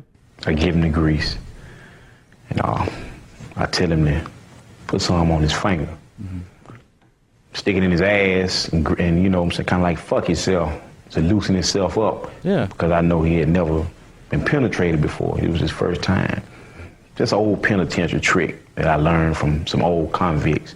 If he screamed rape, you know what I'm saying, he had grease on his fingernail. So he greased his own self up. Isn't that cool? It's really smart, interesting. Though. That is equal parts romance and and thinking about your own safety. Yeah, and ingenuity. I mean, think about what he's saying there for people that don't follow. They get a guy in a cell. Got it. Yeah. They tell him to put grease on his finger and stick it in his own ass. Yeah. And then if that guy was like, those guys fucked me, they're like, oh, you've been greasing yourself up. This dude not only planted He wanted it. evidence and sensuality at the exact same time. Yeah. And that is a rare person. See, but that's such a waste that guy's in jail when he could be out running a Fortune 500 company. I know. This, by the way, it's a classic clip. I went into the vault. A film studio. Yeah. Yeah. I mean, he has the mind of a Hollywood executive. Of a Weinstein. Yeah, of a Weinstein, or this guy that just got fired from Warner Brothers. Oh yeah, what did he do? I don't even know. He basically was like, hey, I'll give you a part, multiple parts in a movie to this one lady. And then they boned, and then there's some hilarious text messages between the two of them. Those were great. Where she's like, you said you'd help me. Remember when you were inside me? And like, oh, cool. And then, did you see her music video? No, not yet. It's really funny because I saw the article and I went to her video, and then people were like, pro tip, hit mute on this video. Because it's just her like dancing around in lingerie, and her voice is horrible. Right. And that guy even references her video in one of their texts too. Woof. Yeah. I don't understand why people that rich can't just go to escorts and stuff. I know. Why toy with like starlets? Or emotions? how about this? Why can't that dude, who's just meet attractive women all the time and bone and like not have it tied to an audition part? Like, how is it that? Because it's not creepy. Isn't that the payoff? That it feels to be the power move of like I can do something is for it the you. win? Like, oh yeah, you're so hot. Like you need me. Yeah. I'm so cool that I've got. But you're also so rich. Can't you just impress people with your power by like going on a yacht? That's the ultimate rich guy pull. Yeah, right? like want to go to Paris on our first date? Yeah. Like, isn't that the move? Yeah, but that's like the kind of girl you want as a girlfriend. He just wants to bone, right, Tom? Yeah, but I'm saying like you're kind of good at all this stuff. No, but I understand that too. Like if you just want to bone, also like. But that's what rich guys, powerful guys do. They're like, I just want to bone, and usually the influence of your power and money are enough to be able to bone. Why that would make actually me feel uglier. That I know if she brought up like, I'd love to get in that new movie, I'd be like, you don't really like me. Yeah, of course. And that to me, I'd already be worried about that and be feeling that. So the minute it got confirmed, I'd be like, thank you. You wouldn't next. be able to. Yeah. I would have done this. I would have done this different with this girl. Go ahead. What I would have done is she shows up and you're like, yeah, I'm down, right? And you're looking at her and you're like, let's do it. She's like, I'd really like to be in a movie or something. I'd be like, well, send me that reel on Monday. And then you smash that night and you're like, send me that reel. And then she sends the reel and you're like, yeah, let's go take some acting classes. So you kind of like put her down and that makes her want to impress you more. She's like, I've been working on my acting classes. And you're like, how about those blowjobs? You're working on those? And then she comes around, polishes you off again, sends you another reel, and you're like, yeah, go back to class for both. Right. It's So kinda, Have you ever thought of pitching to Lifetime as a show? Just like as a movie, one of those like Christmas ones. The Christmas ones are the worst. By the way, the guy, he's not like gross looking. No. He's like a very handsome dude. Yeah, well put together. Looked like he was in good shape. Beautiful skin. Yep. Yeah. Like what exactly? That's not him. Now I would fuck the Warner Brothers guy 10 times before I fuck Tattoo Guy. Yeah. But here's the deal. Here's where she messed up. There he is. Oh yeah, he's a cute little dude. Look at him. No, he's cute. Yeah. Here's you're where. telling me this guy can't fuck? But listen, here's where she messed up. The hoe always takes the money first. Right? You don't give it up and then expect the guy to pay. He needs to pay first and then you give up the goodies. Just like RuPaul says, half the money before I leave the house, half the money the second half before I go on stage. Okay. That's what I'm talking about. So she fucked up her damn self. You fucked up your money. That's right. You take a business course. That's right. You get paid. You could pitch to Lifetime too. Hey. That hoe's stupid. That's her fault. Listen, if you're gonna be a hoe, at least get the shit first and then. Yeah. She was like texting, like, remember when you were inside of me? Yeah. Dude. Hilarious. Hilarious. Dude, it baffles me that these rich guys can't figure out a way to get this. I mean, I think probably a lot of them can. Yeah. But the ones that get caught, you're like, you dork. Yeah, it's always No. dorks. It's dork. Yeah, It's always dorks. he's a dork. They cannot. Dorks, we're not prepared for And here's attention. the other thing. There's Dorks. enough young, attractive chicks out there who just want to be in that scene. In other words, the jet setting, party scene, who are not like, I'm trying to act. Oh, without They're ambition. right. Yeah. It's like, that's who you should be hooking up with, man. Here's Stop the girl you need. The girl who just wants handbags. Yes. And shoes. And she wants to go to the elite parties. Yeah. You know what the problem is? He's so rich. He lives and hangs out in a group and in areas where he can't find women that are just stoked on what he has. And you're around people whose standards are so high that unless you're getting them a movie, he's only meeting actresses. Right. The only young, right. and an old rich guy always wants a woman that's too hot and too young for him. Yeah. And the only women like that he's meeting are actresses. That's a so problem. that becomes his thing. Like those are the ones he's aiming at. They always want something. You have to, the want's got to be very low. It's like the manager dating the client. Yeah. That's a bad, right? You don't want something, you don't want the person wanting from you. Right. Yeah. It's Can so I have weird. your water since you're not drinking it? No, I'm drinking my water. It's Thank not you. even open. It is I've open. already finished mine. It's already been open. It's already been drank from. Go get your own water. May I have some, please? No, you cannot.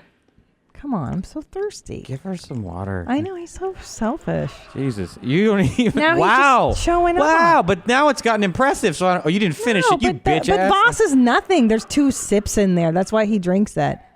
That's why he drinks Well, because it's not even really drinking water. It's 2 sips. You can have that. So selfish. God damn. Add it to the collection. That is the opposite of a finger with grease on it. Yeah. Kevin, you ever you're with a lady now. Yeah. You ever been angry at your lady for her being too cold and needing to turn the heat on? Like being stupid though. Look, there is clearly a temperature difference in every couple. Yeah. And I don't understand why every woman's a fucking stupid idiot. Oh, Jesus. Did you hear that accent? What's going on? It's a professor. Oh, yeah. The professor from Gilligan's Island. But yeah, for some reason, I've never been the same temperature as anyone. And what are you? Do you run hot or do you run cold? Yeah. I sleep in just underpants. Yeah, and so, that's what's up, dude. We would be good bunkies. What I will say, the only thing that bothers me is when someone's like, "You're on the air," and you look over and they're just sweated up, like they have sweatpants on, sweatshirt on, in bed under a cover, and I'm like, take some of your ropas off. Remove your ropas. Yeah. Do you have on calcetines right now? Remove your calcetines, and then we'll talk temp. Well, here's my point. We were at an outdoor restaurant. Okay. Patio dining. Why? Well, it was a nice day out. But okay. Evening was upon you. Yeah. And they had a heat lamp, and I was nice and toasty under there, and he became slowly enraged with my heat lamp. Let's make a point though. However, Yana, let the record show that Mr. Segura was wearing a hooded sweatshirt. And could have removed the layer. Okay. You gotta remove your layer before you talk shit. No, I don't. Because listen, she had them wheel over. Like it wasn't necessary. The sweatshirt was appropriate for the natural temperature. She's like, wheel that over, and you know it has settings. It's basically cranked all the way full blast. She cranked it all the way to anger my husband. Yeah. Dude, it's 20 degrees outside. Right, yeah. So then I'm like, just turn that down. It's ridiculous. Right. Take your sweatshirt off. No, turn the oven off. Right. There's no point in this being on this. But we're sitting in a horseshoe booth, right? And he was sitting next to me in the sweatshirt. So I said, okay, then just... You guys were at Islands? Yeah. I would either take the sweatshirt off or go over here, sit across. But isn't this such a beautiful testament to your relationship that these are your problems? I guess. Yeah. These are not big These are big not problems. big. Watch one episode of Cops. Right. And it's like, he took a shit in my car. Like, these things could be way worse. That's true. They could be worse. I told him to get new needles, and he didn't. Fucking dirty-ass needles. Now I got HIV. Motherfucker. Like, there are people with a real problem. Real problems. Yeah. So that's true. Yeah. He hits my kid, but I can't hit his kid. When they doing the same, they were both setting fires in the backyard, and I slapped mine, and fucking then he slapped mine, but I can't slap his because she blind. There could be many worse things. But do you hate your woman for her temperature needs? Very rarely. I mean, and she sleeps nice and heavily, so when I when you leap out of bed and huff to adjust her, where you're like, motherfucker, she doesn't notice. So I don't get held accountable for that anger. What if you were to drive faster than she likes? That only happened once, and I slowed down. You slowed. Oh, interesting. You didn't get angry at her for expressing. No. I didn't get angry at her because. But wait, what did you do? I don't remember. I think I probably hit the gas. I think you were going on an on ramp, and you're like, oh wow, we can't do 15. 46 and a 35. I think I just maybe made a turn.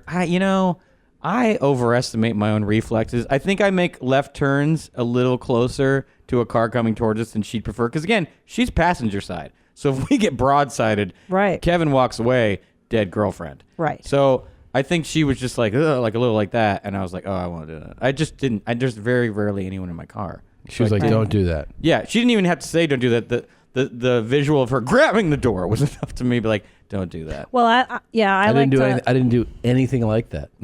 You made you made a left turn very quickly. You accelerated into the turn, and then you did 46 and a 35. You were going very fast, and I had to hold on to the handle. No, you didn't. Whoa! I had to hold on and brace myself. Well, look, if you're gonna get a car he bought a fancy car that's fast, you gotta. It was a Jeep Cherokee. It was a Jeep Cherokee. It's my car. Okay. But here's the deal, man. Those are quick. No, it's not. They're mom cars. You know what the problem with the Jeep Cherokee is? They feel kind of loose because they're up a little high. The shocks when a Jeep Cherokee takes off, you feel like you're on a roller coaster a little bit. I like it. Okay. But here's sounds the like someone thing. likes living dangerously when she's in charge. Thank you, Kevin. But he I would make Again, such a this good is couples another. counselor. But Kevin, he I got. think the point you're really trying to make. Women are stupid. But Kevin, he got angry with me for feeling the fear, for expressing the fear. I went. Oh, see, I don't. You he can't got get mad at You me. can't get angry with how someone feels. You can get angry with how they react to that feeling. Yeah. That's what my. I don't think you therapist agreed says. with what I just said. I think you just said yeah. Yeah. Are you adjusting a fantasy team on your computer? Yeah, I right know. now? Yeah. Are you listening to me? I say that like 10 times a day. Are you even listening to me? Oh, for fuck's sake. So there's this news piece we wanted to just show you. Sure. I couldn't believe this made it into the news. Oh, I got a screen in front of me. Yeah. Look at you with your two screens. I know. I remember you guys just hosting at like the Irvine Improv. Yeah. For some shitbox, Yeah. showcase. Everyone was poor. The parking lot at the Comedy Store is so funny to me now. Just like Tesla, Porsche, Corvette.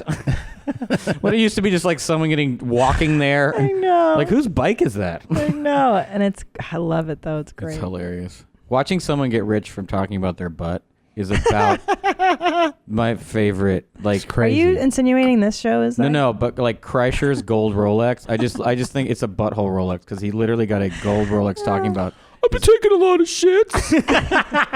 I shit my pants. I was like, dude, you paid for that talking about your dick and nuts and ass, and he goes, I know. Talk about wanting to put oil on somebody. Okay, rub your. Oh man. Yeah, let's watch this piece. Good morning, Julia. This is your YMH exclusive Florida Man Report. I'm your host, Pete Melfi, and I'm someone who's slowly letting go of the delusional reasons why I even bother manscaping anymore. Our final story tonight, Florida man Brett Krishna, who is widely known as a racist and child predator, and is also fat as fuck, ballooned to his highest weight ever this week. We reached out to Mr. Kremlin for comment, and his response was, quote, I can't talk right now, I'm eating. He then mumbled illegible words with his mouth full and ended the call by going on an anti-Semitic rant about how the Jews are suppressing his numbers on YouTube. And that's about all the time we have left for today. Remember to get your Florida Man updates by following on social media at FL Man Report. Piss on me, beat me, I'm home here now. Until next time, this is Pete Melfi saying, try it out. Wow. That's that was fantastic. amazing. Man, Bert's in the news. Bert doesn't look. It seems like all his fat goes forward, but not sideways. Yeah. Yeah. So from the right angle, you're like, okay. Like I go more sideways than forward. Well, he's an alcoholic, and that's Jesus, babe. What? Take it easy on him. Oh, I thought, Why is that that was common. Yeah, No, I I'm thought just that's kidding. more of his brand. It's fine. It's totally fine. Can you imagine if he was sober and still looked and acted like that? No, because when That'd be a he heavy doesn't drink, he concern. leans out pretty quick, right, Tom? I mean, It's wild. He has one of those it looks like a like a manatee. Yeah, It's kind of yeah, yeah, swelling yeah, up. yeah. And it's almost like if you were to It looks like stab he one of died a those- month ago. Yeah, it does. Yeah. He looks like a dead person. And then he can literally eat clean and sober for a week and drop like 15 pounds. Amazing. Yeah. And you think you would? Yeah. It's self-imposed.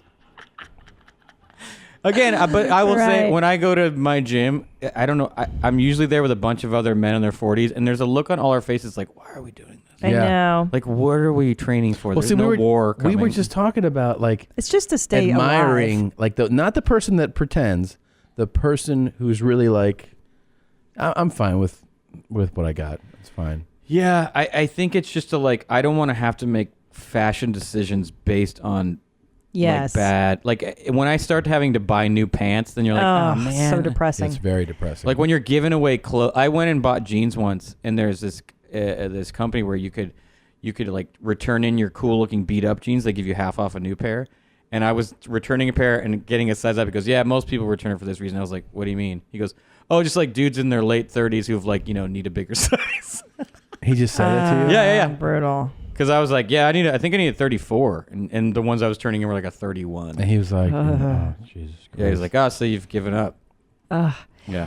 But I agree. Like I've resigned to the fact that my body's. I'm never going to look the way I did in my 20s. Mm-hmm. But I don't like that decision too of having to dress around your fat. That's the worst. I've realized I'm never gonna possess agility. Like I can't do like physical things fast. Like I see people in the gym like jumping out on a box. Yeah. And I'm like, no, ma'am. I never could do that. No, ma'am. That's crazy. But if I could just like not have my pants hurt. Yeah.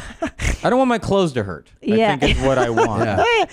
Yeah. I don't like that too. Because the other day I was like picking something up and I made a noise and I thought to myself, I don't even know that I need to make a noise. I just now do it. Right. That like when I bend over to pick up a quarter, I go, ah, and I don't even know if I'm feeling that noise or I'm just that's what I do when I pick something up. Yep. I don't even know if it hurts.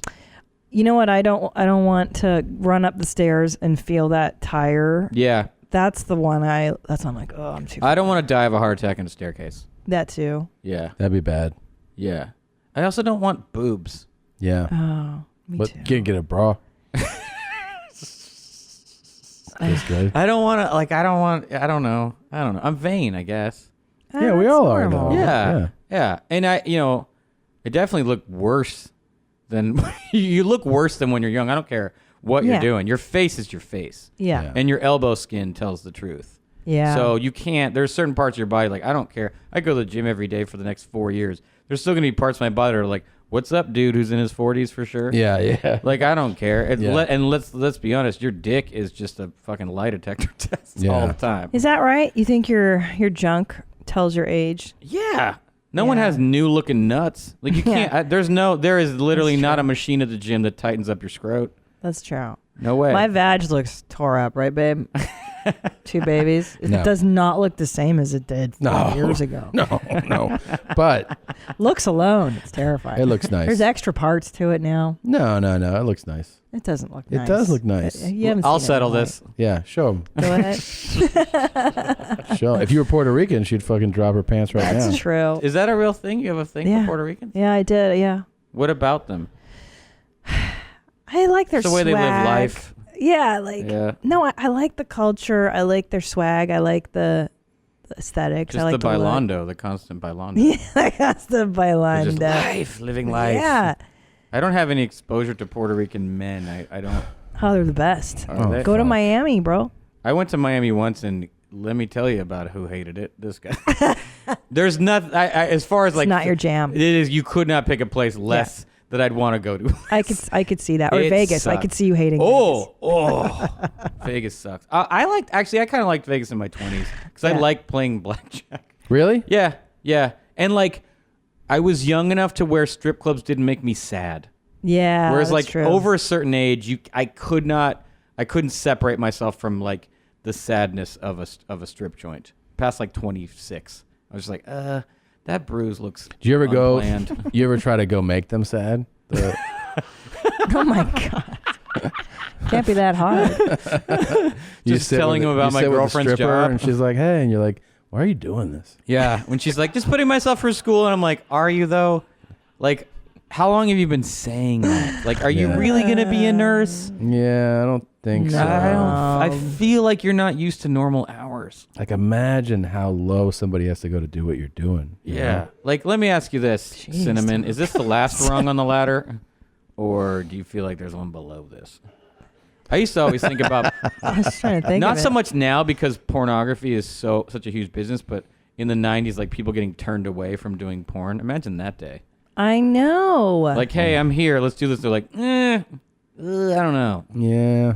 When You're you like, what? You can come on my face. Yeah, and they're like, we don't want to though. And you're like, but Oh why my not? God. That'd be horrible. You're not good I enough. know. There were all those documentaries in the 90s about like getting cast as a porno. You had to actually try out for things. I wonder if that's still a rule. There's I don't so know. much pornography. I feel like now with the internet though, anyone can upload their own thing. So maybe Yeah. somebody else doesn't want to put Yeah. you in something, but you can record and be like, "Hey, here's my." I hate amateur porn. Really? Ugh.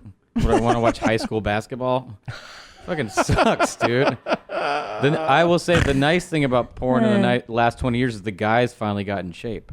Oh yeah. Yeah. Because they looked so gross, it was just not believable. Like no one's fucking that guy. Do you have a genre you get into? Enthusiasm. Yeah. Not sad. Just like The third technique is called mouth-watering good. Oh, I remember I do that. this technique in each blowjob because it's very important. This is What you're going to amateur. do is you're going to take his penis and push it as far back in your throat that you can, to gag. When you gag, your mouth waters and your eyes tear. Ugh. This allows you to know that you're doing it correctly. This is a bummer. That's a Yeah, it bummer. bums me out, too. That thing's a bummer. I've heard of that lady. She did our podcast years ago. I mean, I'm glad she's out there doing it, but also don't. So no amateur stuff for you. Nah, I don't. The lighting is terrible. There's always like one angle. And by the way, you want to talk sad? These apartments they live in. Yeah. Woof. That's actually well, the thing they're that'll always take me filming out. during the day, so there's a blanket over the window, and you're just like, ugh, you see like the stack of DVDs, and you're like, why do you still have DVDs? No, it's never. I never feel like amateur porn is the woman's idea on any level. It's always a dude who's dating a girl too hot for him, and he's like, come on, it'll be so rad, and then 11 years later, when it's still on the internet, this poor lady's like, God damn it. Could you imagine? Just watch him. His weird. They always have the worst tan lines. Like the dudes. There's no care. There's just no care taken in anything about them. Their pubic hair is a disaster. The thing about the amateur stuff too is like the guy really doesn't know what he's doing. He has a mediocre dick. Yeah. He can't fuck well. Doesn't know about angles. He's certainly certainly not picking her up. Yeah. There's nothing interesting about him. He's like a dude that you know. It's like I'm gonna see him at the open mic. Yeah. You know, I don't want that. Well, I just want people that are better looking than me. 100%. Yeah, I don't want to watch people that look like me doing stuff. Yeah, it's like I want the CW of porn. I want like beautiful people who are stupid. Yeah. And that's why they're doing this. Yeah. Although I liked 90s porn just because there was no future in it. And I was like, these people just want to fuck. That's true. It did feel, you're right, there was more gravity to being a porn star in the 80s. 90s. That was a decision. Yeah. You were either addicted to coke or you just couldn't stop boning. Dude, why don't you get into making some? That's dark. So dark. I can't. Again, it's the same thing as like owning a strip. Okay, I will tell you this. In like this is probably 15 years ago, I watched I watched Real Sex on HBO. Yeah, I loved that And there was show. a guy on it. He was a gay porn director and a drag queen, I think. And he ran a voyeur house for gay guys. And all he did was set up cameras all over this house. And he was making $1.7 million a month in subscriptions. God damn. And I had a little money at the time, and I was like, oh, are we doing this? Like, what do I just rent a house in West Hollywood, rig it? I figured like getting in would probably cost you $50,000 and then just offer free rent to hot dudes.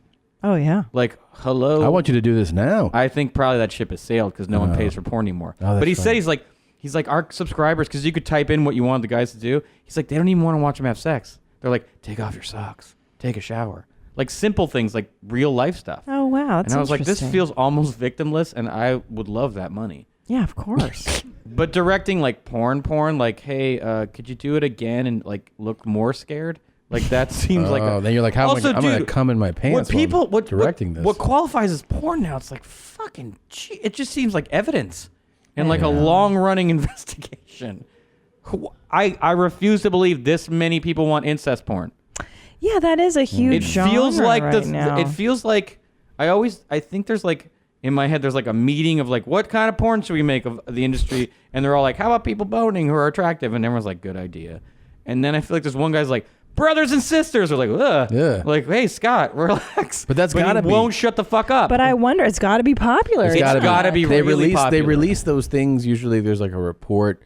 You know, I think Pornhub will be like, here's like the 5 most popular search terms. Yeah. And it's by region, by country, and you'll see what's big. And yeah, there's incest. And they love that incest shit, man. I've noticed they rename like clips that aren't, they'll just name anything like stepsister. It's like, nah, it's plumber. That's plumber scenario. Oh, but they're So trying to get you to weird. click on it. Yeah, it's so weird, So dude. Freudian, huh? You know what? You can. It obviously coincides with those divorce rates just shooting through the roof. No one would connect to it unless everyone had step siblings. It wouldn't be a thing you even thought about. Gross. I like a boss scenario. A boss? Yeah, someone's in charge, someone's not. Yeah. Yeah, power dynamic. When I was younger and I watched more porn, MILF was always made sense to me. Ugh. Really? Well, just like someone, it seemed, again, enthusiasm. You like that granny stuff too? No. Oh. There was a figure model at my art school that was legitimately old. Like she was like 85. What? And an 85-year-old naked woman is more of a sculpture than something you want to touch. Yeah. Yeah. Wait, though, but how much do you get paid for that? It can't be. At Art Center, I think you got paid okay. I think you got like a few $100 because it's a long, it's a 7-hour class. So to sit naked for a bunch of kids who are laughing inside for 7 hours. None of us were laughing inside. I would never be able to be an art student because I would giggle the whole Really? time. Everyone was serious? You'd be surprised. I actually thought about this.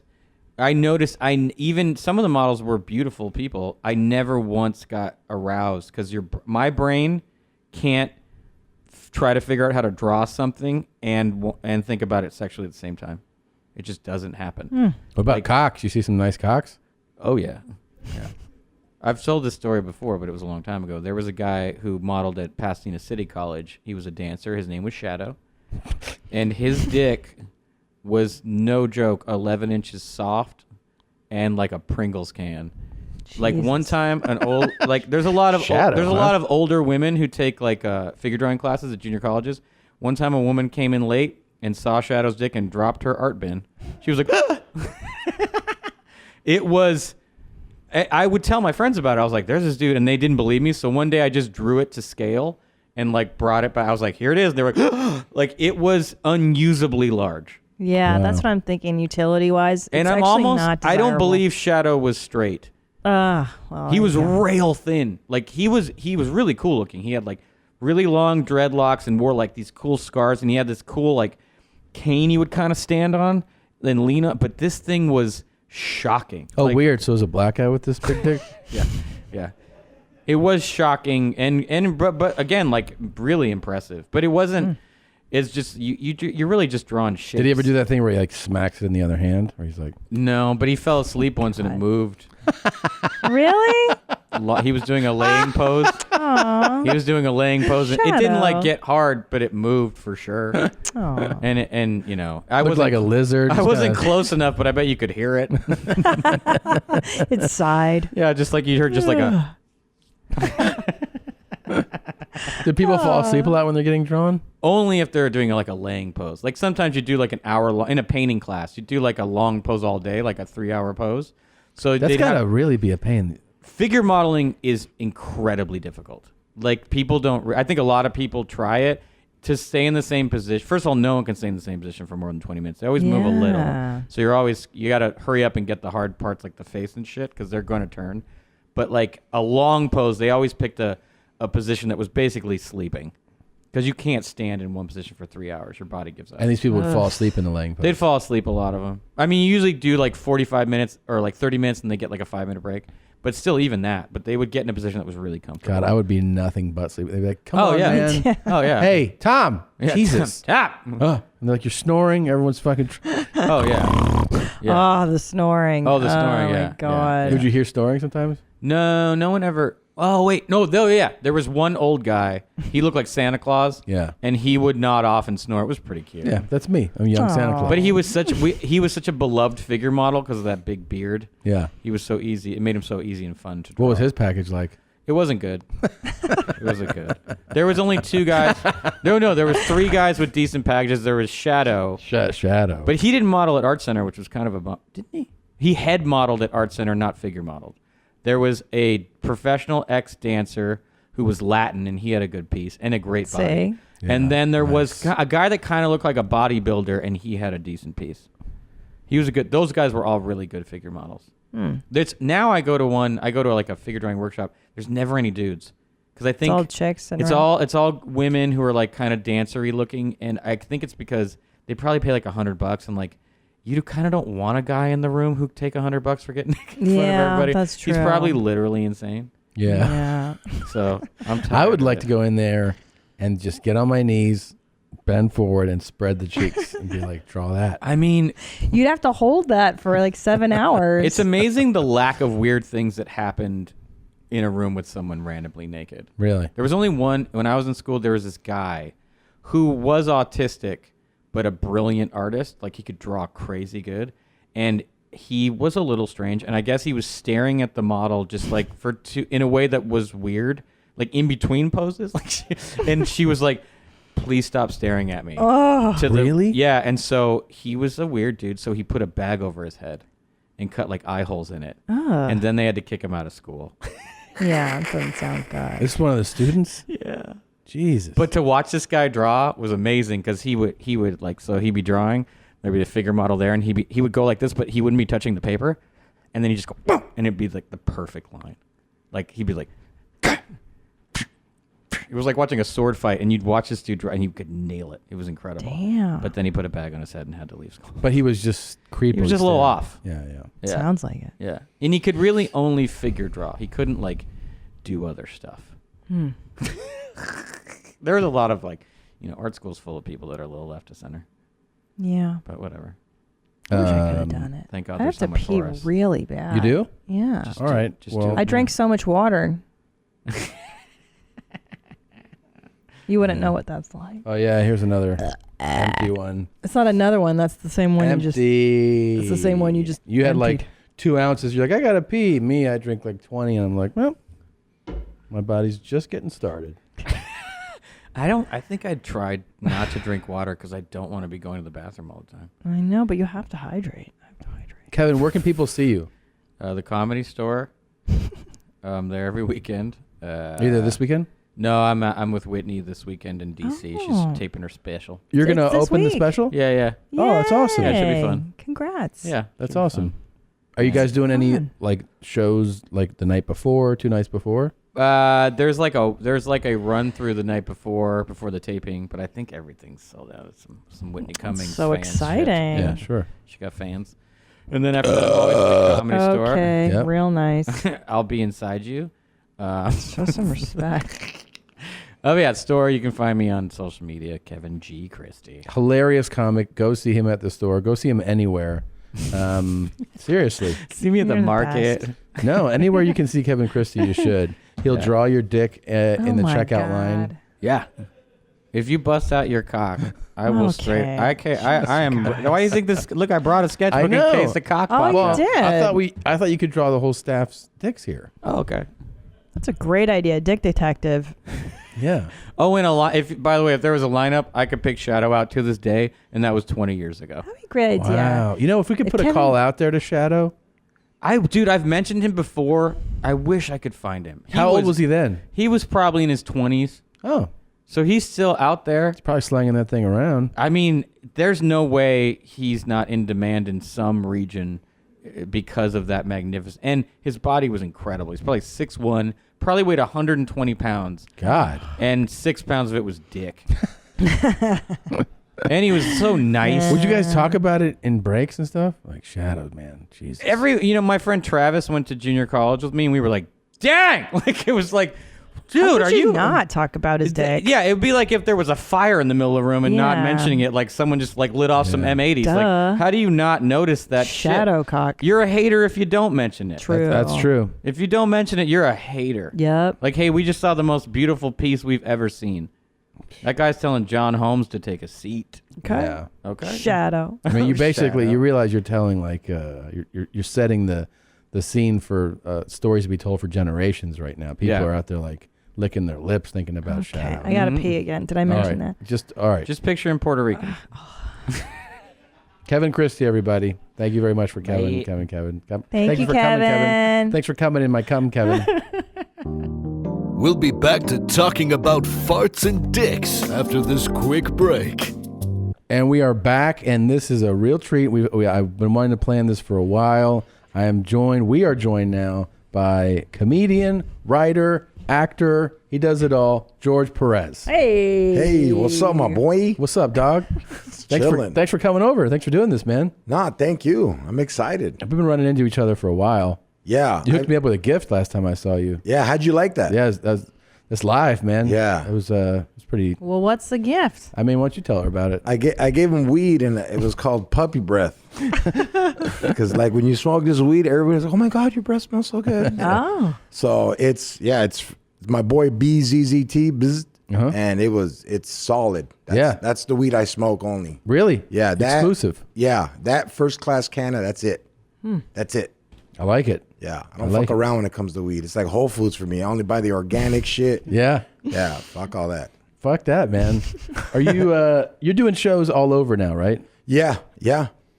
I think the first time I ran into you, I ran into you recently, but I still feel like the first time I ran into you, it might have been with like a couple of these Chicago guys. Are you friends with any of those guys? I feel like I was. I remember ago. the first time I ran into you. It was right after I did Rogan's podcast. Wait a minute. That's not the first time though. For me and you talking. Really? Yeah. I remember seeing you at you were with a group of guys, and I was at a show. Like, I'm talking a long time ago. Where? What city? Here, somewhere in L.A. Yeah? Yeah. I mean, I know a couple guys from Chicago, but not like... Maybe they were with other Chicago guys. Maybe. Yeah. And so when was the Rogan one? Not that long ago? I did it like 3 years ago. Okay. Yeah. And I remember watching you guys on it, and they asked you, Rogan goes, do you know Jorge Perez? And you were like, yeah, I know that comic book artist. And I laughed my ass off. I said that? You said Yeah. that? Because there's a guy named Jorge Perez that draws for Marvel in DC. Oh. And he's bald-headed like me. It's weird. Oh. You have an amazing story. Oh, it's pretty fucking crazy. I remember the first time I heard this story, I was like, this sounds not true. Like, just the fact that like there's a comic and you're doing things and you get on TV. Yeah. And that this leads to prison. I mean, What? She doesn't I don't know. This, She doesn't know the story. I purposely did not want to get the details because I want was to like, hear you it for got the first time. Dude, please give her Okay, so I stopped gang banging. I have a son. But you know, you're still gang banging, but I'm not out there. I'm not looking for trouble. But where are you from, first of all, so everybody knows? I'm from Orange. Okay. And I don't want to say that. I still got shit you down. don't want to say that. Yeah. Gotcha. And were you surrounded? I mean, just to like kind of give it some color, you're surrounded by gang banging as a kid, right? Well, this is 1991, bro. Like everyone's gang banging. Yeah. Like I'm the captain of the football team and I'm gang banging. Really? Yeah. It's just like back in those days, nobody moved. So it's everybody from kindergarten. Yeah. You know what I mean? It's all my friends. And then we decided to make our own gang because our family wouldn't let them be from their gang. They're like, you're not going to be from this fucking gang. So we're like, all right, fuck it. We made our own. Really? Yeah. We started as a party crew. And then we're like, you know what? We're going to parties and people are trying to beat us up. So my friend decides to bring a gun. And we're like, all right. Now you're a gang. Yeah. I didn't know you could start your own gang. It's pretty crazy, right? Yeah. No, you can. It's pretty DIY of you guys. It's pretty... What's that? Do it yourself. It's pretty punk rock. You're like, you guys don't say that in the gang? Like, hey, man, we're DIY. Yeah. Is that your clique? DIY clique? That's pretty bad right there. DIY? DIY. Do it yourself. Yeah. Do it yourself. Yeah. The do it yourself gang. Now, wait, one of the best thing about, I guess all gangs, but the thing that always grabs people's attention are like nicknames. Yes. Oh, yeah. Smiley. Did you have of course. Joker? I'm Shotgun. Shotgun. Yeah. That's me right there. That's a dope nickname. Fuck yeah. I Because like like when that I got one. jumped in, the first fool I hit dropped. Second fool dropped. And then I got dropped. It was just boom, boom. And they're like, hey, that's Shotgun right there. I like that. I yeah. love it. Yeah. That's a tight nickname. Hell yeah. And back in the days, too, the girls would be like, what's your nickname? They call me Shotgun, baby. 2 cocks and you blow. You know, you're a kid. You know? Yeah. I can't believe I've never said that on fucking stage. Now- Man, do you sell that shirt? No. That's a good Yeah, shirt. you should. That is a good shirt. Huh? Yeah, man. And did you, I know, I grew up here, I grew up in San Fernando Valley, and my first friend was a chola named Chula, and she taught me how to smoke cigarettes when I was 13. And she you was didn't know like, how to smoke cigarettes? Not at 13, I learned how to smoke from Chula. And she was like, hey, you want to hang out with my friends? And she goes, you like oldies? And I was like, fuck no, I don't like fucking oldies. Like I like Morrissey or whatever the fuck gay shit I was listening to, you know what I mean? But did you listen to oldies? Hell yeah. I grew up on that shit. You know what? That's Cholos so grew up fucking on Morrissey. Cholos do love We Morrissey. fucking grew up. There's a story. Thank you. Yeah, there's a story that I guess he was going to Woodstock somewhere, See? and his bus broke down in Boyle Heights in East LA. And they're out there fixing the bus, and all the Cholos came, and he was like amused how everyone's hair was slicked back. They were all creased down. Yeah. The women had roses, and they made him food, and they gave him heroin, and he was like, I'm fucking staying here. Dude, I'm trying to find out if that's true, because that's don't know. bomb. Yeah. But you notice he caters to East LA? Does he? Yeah, he caters to East LA. He does shows downtown LA, East LA. Okay. Really? Yeah. Morrissey represent, dude. Yeah. So oldies were always just on, right? Angel Baby. Yeah, oldies and funk, but oldies were on because like the culture for a cholo is to love and protect your lady. Yeah, I love that Right. shit. And Art LeBeau. Art LeBeau's the man, Yeah. dude. I got to work with him. No way. Fuck yeah, it was crazy. That's cool. Yeah, but Did you know, by the way, did you ever know that the term, the word cholo is in some Spanish-speaking countries very derogatory. Yeah. You did know that? Yes. Okay. Because I've met like some Mexican people here, and like, you know, for people that don't know, if you're like Californian, it's kind of describes a certain culture and aesthetic, Yes. right? Yeah. Oh, yeah. Yeah. But like in Latin America, cholo is like, in some places, like N-word. Yeah. You know, and it's to What N word is that? never mind. It basically you would say it to It's kind of native. Yeah. The native. It's kind of worse than the N word. Yeah, it's pretty bad. Because like it's weird. I've always had this argument with my mom. Yeah, I said it last night on stage. Go ahead. You did? Yeah. My mom was like, I didn't come to America for you to be a fucking cholo. I walked for you to be a cholo. And I was like, dude. Why are you putting this on me? Yeah, it's like, fuck, my bad. You know what I mean? Yeah. But it is looked upon bad, but it's only looked upon bad because they seen it as we were bringing them down, not realizing cholos were created to protect the community. Right. Because white people and blacks would come into our community and try to punk us and take what we had because they didn't want us there. Right. So the cholos they became like the protectors, and then Smile now, cry later. fuck yeah. Yeah. So Hell, this is crazy right here. I love this. I love this right now. I feel like I'm on like CSI, but like you guys are cool lawyers. Yeah, we're cool lawyers.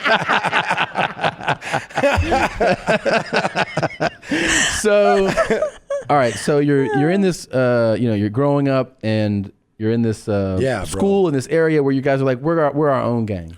Yeah. Well, it was a party crew, and we're right next door to Santa Ana, Garden Grove, Orange, Fullerton, and it's like activeness. Yeah. There's a street that we cruise that's called Bristol, and I've seen people die there. Like at 14 years old, I've seen people get shot. Fucking A. And I fucking come back the next week because there's bomb ass chicks, there's everything. Yeah.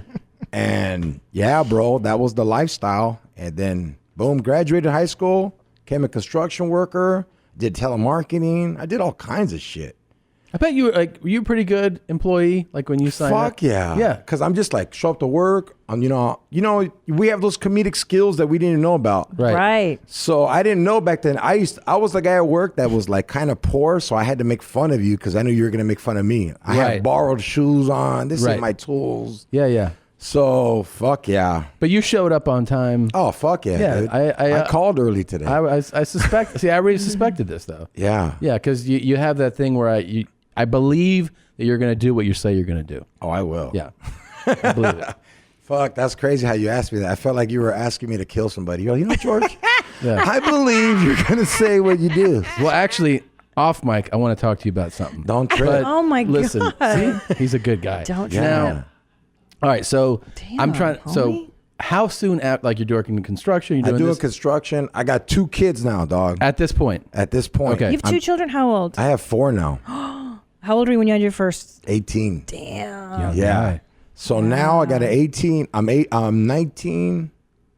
I got 20. I get my second baby's mom pregnant. We were good. I do construction, and then we break up, and I meet this other chick. And not that the girls I've been with are not educated, but I meet an educated chick. She's trying to get her master's in creative writing, and she's like, "Hey, homie, I don't know if you know this, but you are a comedian and you don't even know this." I was like, what the fuck are you talking about? Really? Yeah. Oh, so she saw that in you. So she took me to her poetry reading, open mic shit, and I'd go up there and fuck around, whatever. Boom. I go to this one in Edwin. You know Edwin San Juan? Yeah. Yeah. Yeah, Edwin San Juan.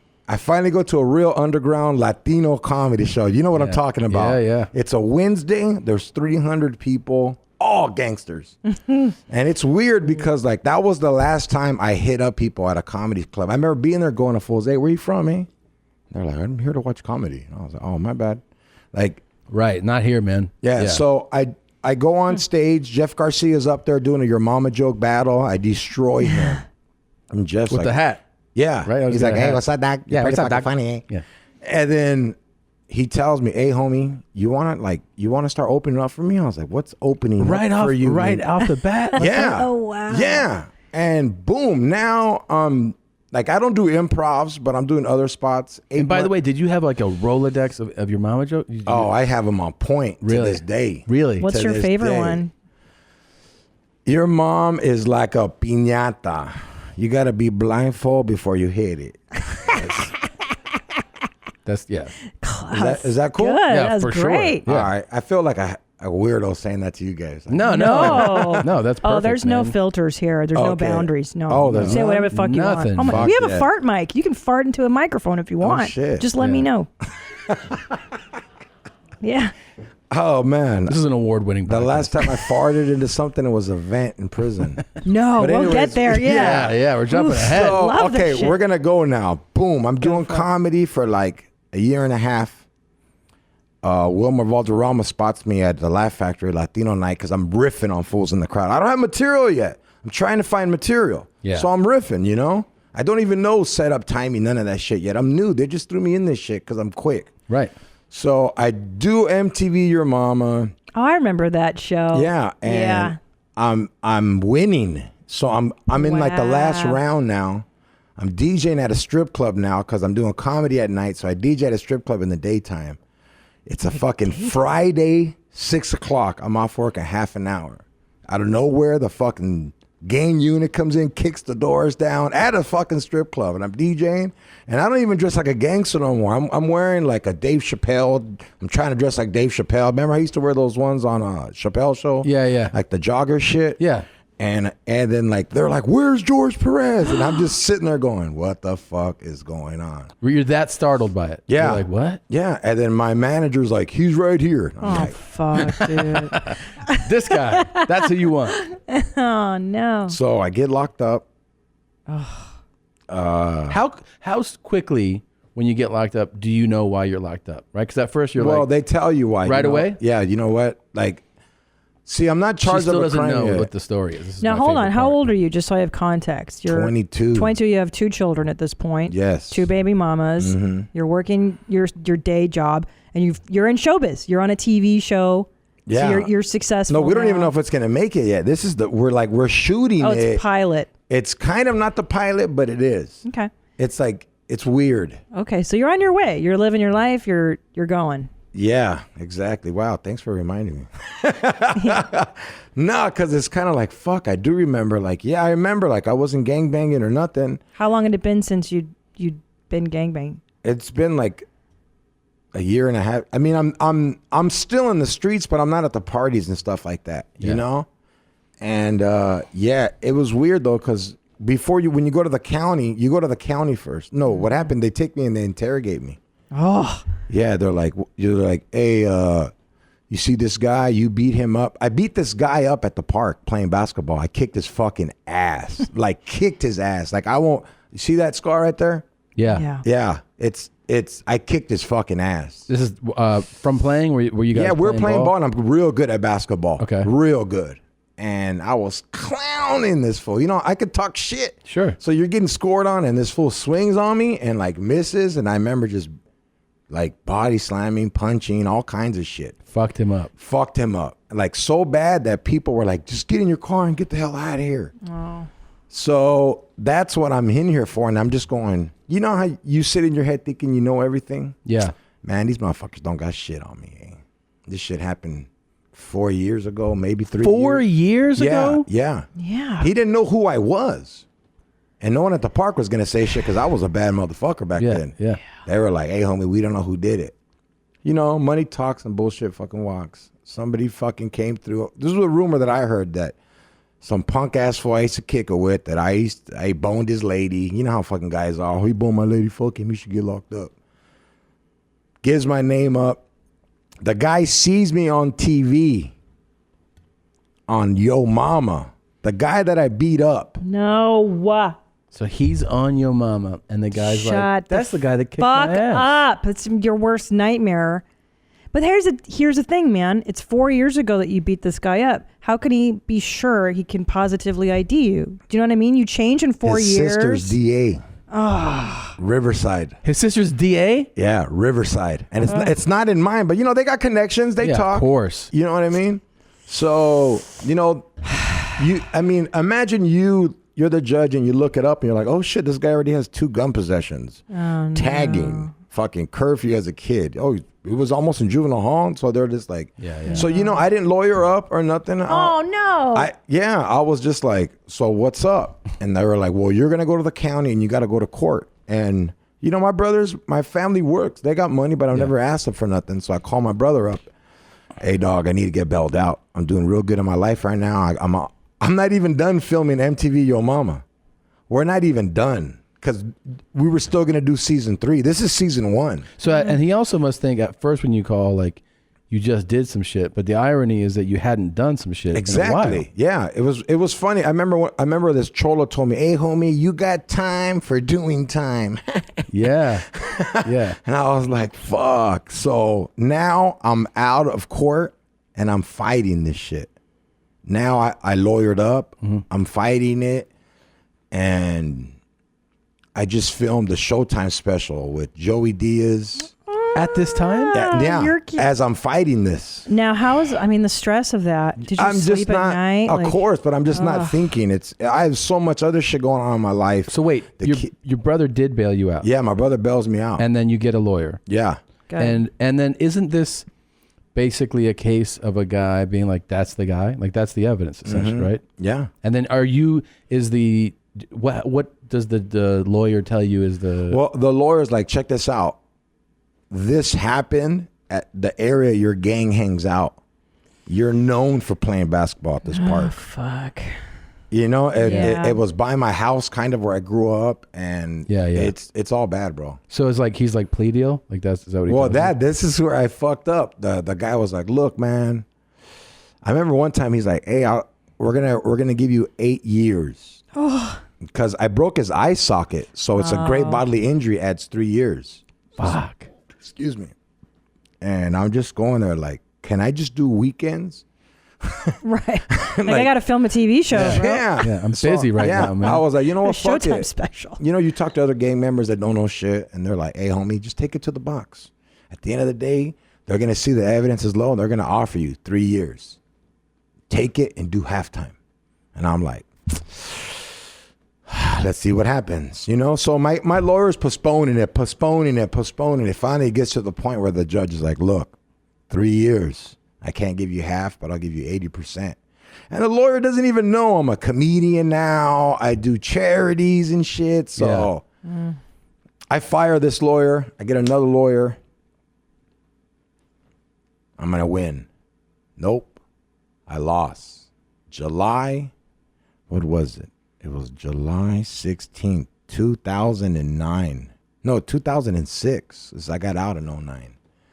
And I remember I stand in front of the judge, and he was just like, yo, man, we find you guilty, bro. Is that how he sentenced you? It was weird. I remember his name, Judge Wapner, because... Yeah. It's the People's Court? Yeah, that's the craziest You were convicted shit. in the People's Court? You know what's funny is I never watched fucking People's Court.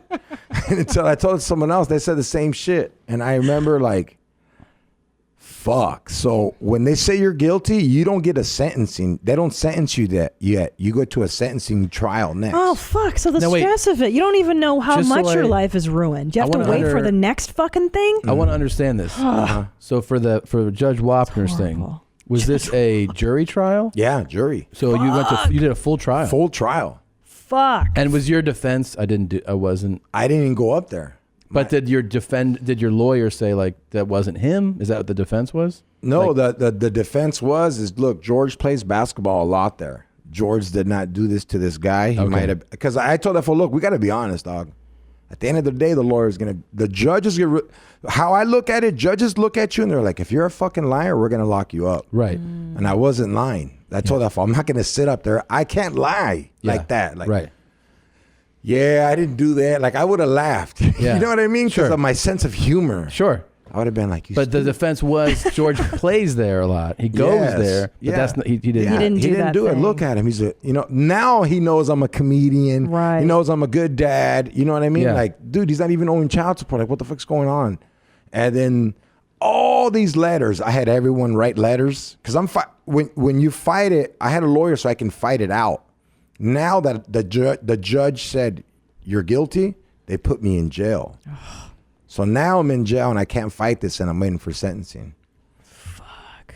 So I'm thinking in my head, fuck, I'm going to get 7 years. You know, you're not even thinking, I'm going to do comedy. I'm more like, fuck my family, my kids. Yeah. And then boom. The the judge Wapner came out from People's Court. Motherfucker. He was like, Mr. Perez, I'm going to give you 3 years with halftime.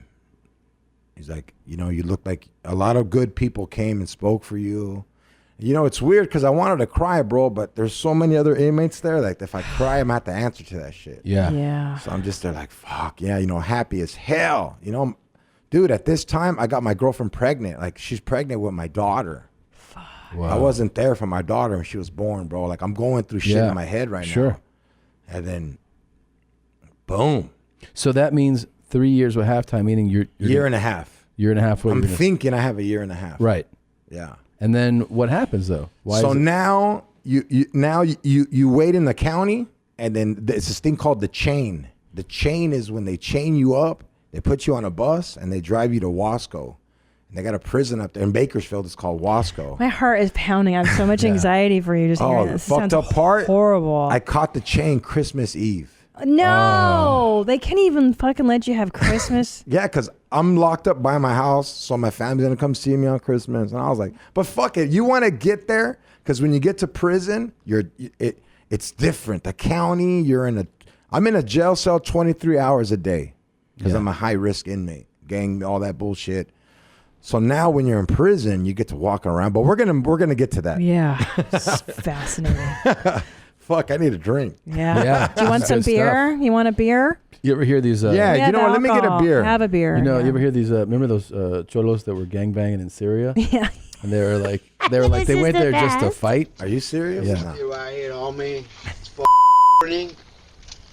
Now this is the censored one. That's no fun. Let's see if this is cholos in Syria. Yeah, they were like, we want to just go shoot guns and shit, bro. Let's see if don't they do that anyway? Hey, we still right here, homie.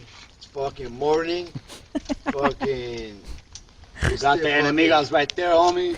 Let me represent myself, homie. It's Creeper, homie, from the G-Dub 13 gang, homie. Some Valley gang, homie. It's fucking Winer from Westside Armenian Power gang, homie. Still puro sureños putting it down, homie. That's right, my boy. And they're just like, those fools are real now. Now that I know what they are. Yeah, they're reals. Yeah, in prison, the Persians and the Armenians run with the Mexicans. Really? Oh, What? They're sureños. Interesting. I did not know that. Yeah, that's who they align themselves with. Yeah, because they don't want to eat and listen to nobody else. So when you hang out with us, the Mexicans, you eat with us and you're allowed to shower with us. We got to get into all this stuff. Oh yeah, all the politics. Great choice. Nice. So, yeah, man, you gotta remember this. I've never been to prison. Yeah, so I was saying, is it okay? I know, like, obviously you running with crew and getting into wild shit, but there is a moment when you're going to prison of like terror, right? Of Oh what yeah. the fuck is gonna happen? That moment happens once I exited that bus because they strip you down of everything, and when you leave the county, you don't want to take shit with you. So you leave all your food. Hey man, this is for you guys. You know, good luck fighting your case. Here's extra pencils. Here's paper. Here's stamps. All that stuff that's needed. Yeah. You just show up to prison with all the letters from your family, lyrics from songs, because that's how you make music in there. Is people send you the lyrics and you sing them. Yeah. Yeah. And I have all my lyrics, my letters, my addresses, the phone numbers, the people I need to talk to. And the iPhone's not out yet. Yeah. So you got to remember, like, it's oh, fuck. And then you get off the bus, you have no underwear on, no socks. You just got a ghetto-ass jumpsuit with fucking sandals on. You're fully shackled, like Django. Yeah. Seen Django? Yeah, sure. Yeah. You're like that, but without the shit on you. Like, right, like ankles and wrists. Yeah. So it's a real... Like shuffling. Yeah. And then get off the bus and you walk into an office like this. There's a desk. There's women, men, and they tell you, hey, get butt fucking naked right now. So you're butt naked, hanging out with you're not supposed to be next to a black guy, next to a gay guy, next to a transsexual. You don't even know who you're around right now. So in your head you're going, fuck, once these cuffs comes off, I'm ready. Boom. Once the cuff comes off, all right, hey, where you from? All right, they put you in like cells, and then there was this white boy that came in, his eye was all fucking bleeding and shit, and I thought he got jumped. But he won the fight of this other fool that came that was more fucked up. Whoa. And then you look at the signs and they say no warning shots. Oh, right. So like we're shoot to kill. Yeah. Damn. And then you wait like in a it'll be like a building like this. They're like cells, but they hold 300 people, and they're already separating you, blacks, whites. They do it to you. Yeah, well, they're asking you once you go in, hey man, who are you gonna run with? It's not even. It's like it's already established. Yeah. You know, like when you look, if I go to prison, they look at all my tattoos. They're like, "What's up, homie? Hey, your people are over there, dog. Yeah, that's your car right there, Orange County. Hey, that's your car. Your car's over there." So, whew, shit. Oh wait, can we back it up one second? Go ahead, dog. So to back it up a second, I know you'd had a prior like gun possession, this and that. Yeah. But a lot of times, I mean, I've heard people say that have been locked up that jail, like county jails in some places, are like way worse than depending on the prison that they would end up in. Fuck no. No. Fuck no. Was jail, but when you got to jail, It's just the guards because you're dealing with sheriffs. You're dealing with people that you're not going to see for a while. And sheriffs are way different than correctional officers. Correctional officers live with you in the prison. It's like That's you live right. together. So you're plotting all like if you were you look like a CEO. Sorry. Yeah, it's all good. You have that look of like I shit. fucking smash cholos when I'm bored. Yeah, yeah. Oh, do you know how many shit. times, like especially a few years ago before I was ever on anything, that I would be somewhere and somebody would be like, "How's it going, officer?" Yeah. And I'd be like, "What?" And they're like, You know "Nothing." why? I was like, "What?" Yeah, why? He's sharp. He's clean. Yeah. You could tell like that's because we both try to out sharpen each other. Like, oh, I'm gonna get to other shit. Dog. Go ahead, keep Wait, asking. let me ask you this. Yes. So Tom, let's say he's going to go to prison, and they ask him, "Where do you belong?" Now he's They're white. not gonna ask him shit. They know what's up. There's only one white place you go. But here's the thing: he's Segura. He's got a Latin last name. He speaks Spanish. He's half Oh, Peruvian. yeah. So where the fuck does he Oh belong? yeah. Well, They still send me to white people. the whites are gonna confront you first. That's right. They're gonna be like, "What's up? Hey, Tom Segura," and Yeah. they're gonna be like, "Well, who's the Mexican blood in your family?" It's not. I was adopted, man. I'm actually Irish, so I'm Ryan. Oh fuck! They're gonna be like, "Adopted, homie. You got to go over there." That's good. Yeah, adopted homie. But he can't roll with Latins, right? Will I they mean, he accept could that? roll. He could roll with Latins if he was just to be like, "Look, homie, I grew up with Latin. I don't know the way the whites live because it's the way Gotcha. your culture. Yeah, it's how you live. And Right? check Right. it out, dog. Like, I'm not from a gang, but I'm gonna roll with you guys if that's cool. And then from there on, though, that's Yeah, it. That's it. You You're- cannot no longer leave groups. Yeah. That's it. Yeah, That is it, Tom. I'm in. You're in, bro. I'm Yeah. in. You're in, Yeah. homie. And You're yeah. Latin. Can't wait. Yeah. Can't wait. Oh, God. Looking forward to it. Yeah. So you're in, and they separate Wait, you. yeah, but let's go back though. Yeah, so yeah. It's fascinating. the sheriffs are more chill, let's say. No, they're fucking dicks. but not as bad as a CO. yeah, dude. When I was in the county, Yeah. Tom, I don't fuck around, bro. We started a riot, Yeah. and we fucking started a riot, and it was fucking crazy. We did it gangster too. 3 a.m, we fucking woke up. Everybody, we all passed letters out. Hey, homie, 3 a.m, we're gonna get up and we're gonna check these fools and let them know who runs this place. Okay. So we get up at 3 a.m. Motherfuckers had piss in their cups, throwing it on people. We were fucking jumping people. Out of nowhere, the sheriff, see, the guards would never do it. The sheriffs come on, they start shooting us in the face with the Like pellet paintball bags? guns with pepper spray in them. And to them, if you get hit with the welt, you were in the fight. So I'm all fucking whelped up and shit. And then now I went to the hole. Whenever you get into a fight, you go to solitary confinement. Yeah. So I'm in the hole for 21 days. And I remember I had to go to court, and now you're in a red jumpsuit because you're a dangerous inmate. So now I'm fucking shackled again, going to court, and you know, they're mostly all.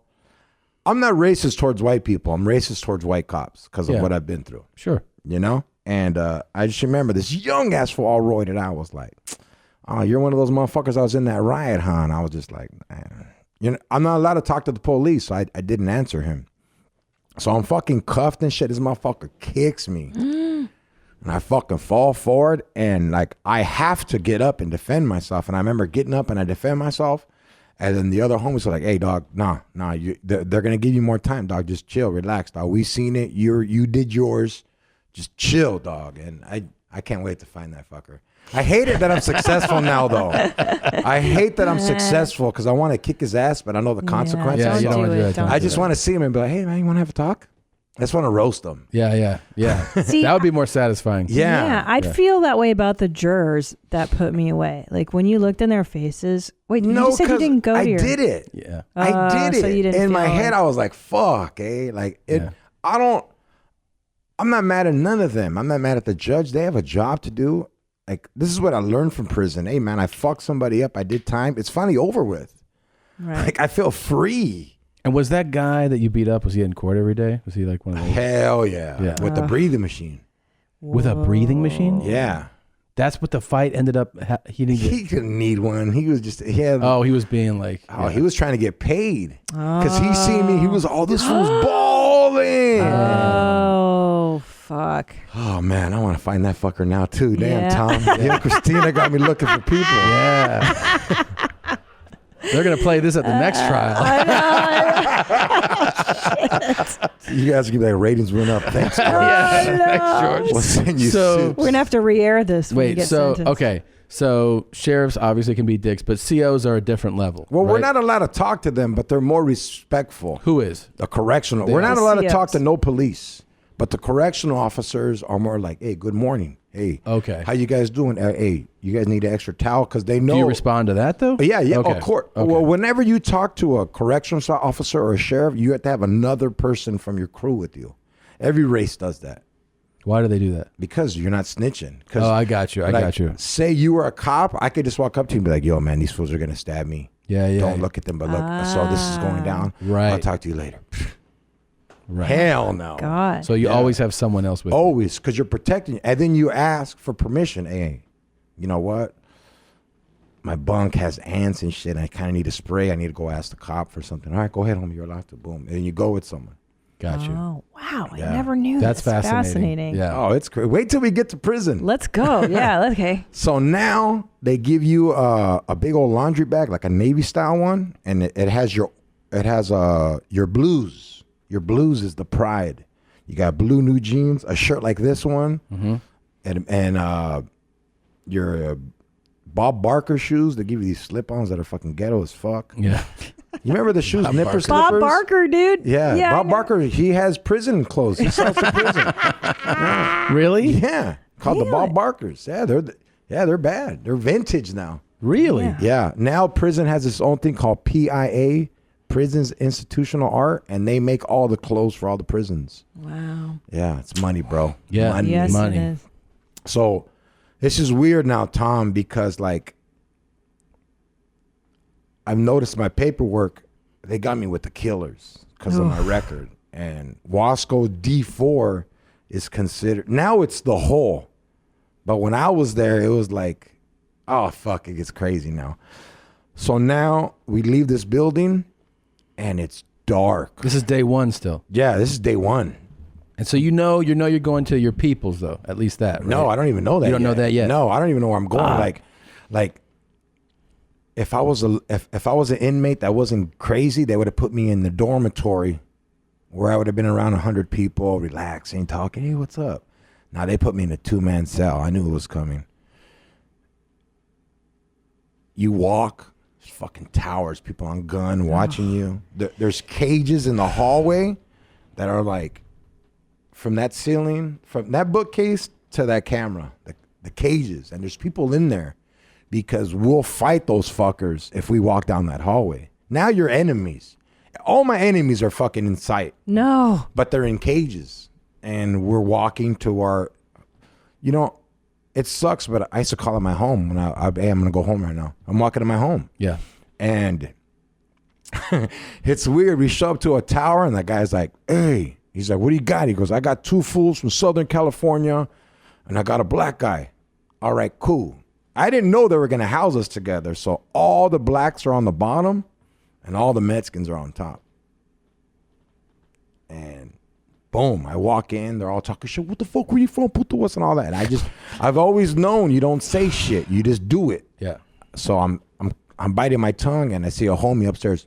Good job, homie. Because you recognize the dude. No. He could tell I'm one of him because he's just like I already get the signs. Like, you know, we talk to each other in sign language. I know how to do sign language as far as And is he telling you just... Yeah, he's just letting me know, like... I see you. Keep it. All right. Hey, you're going to come up. And he's just like...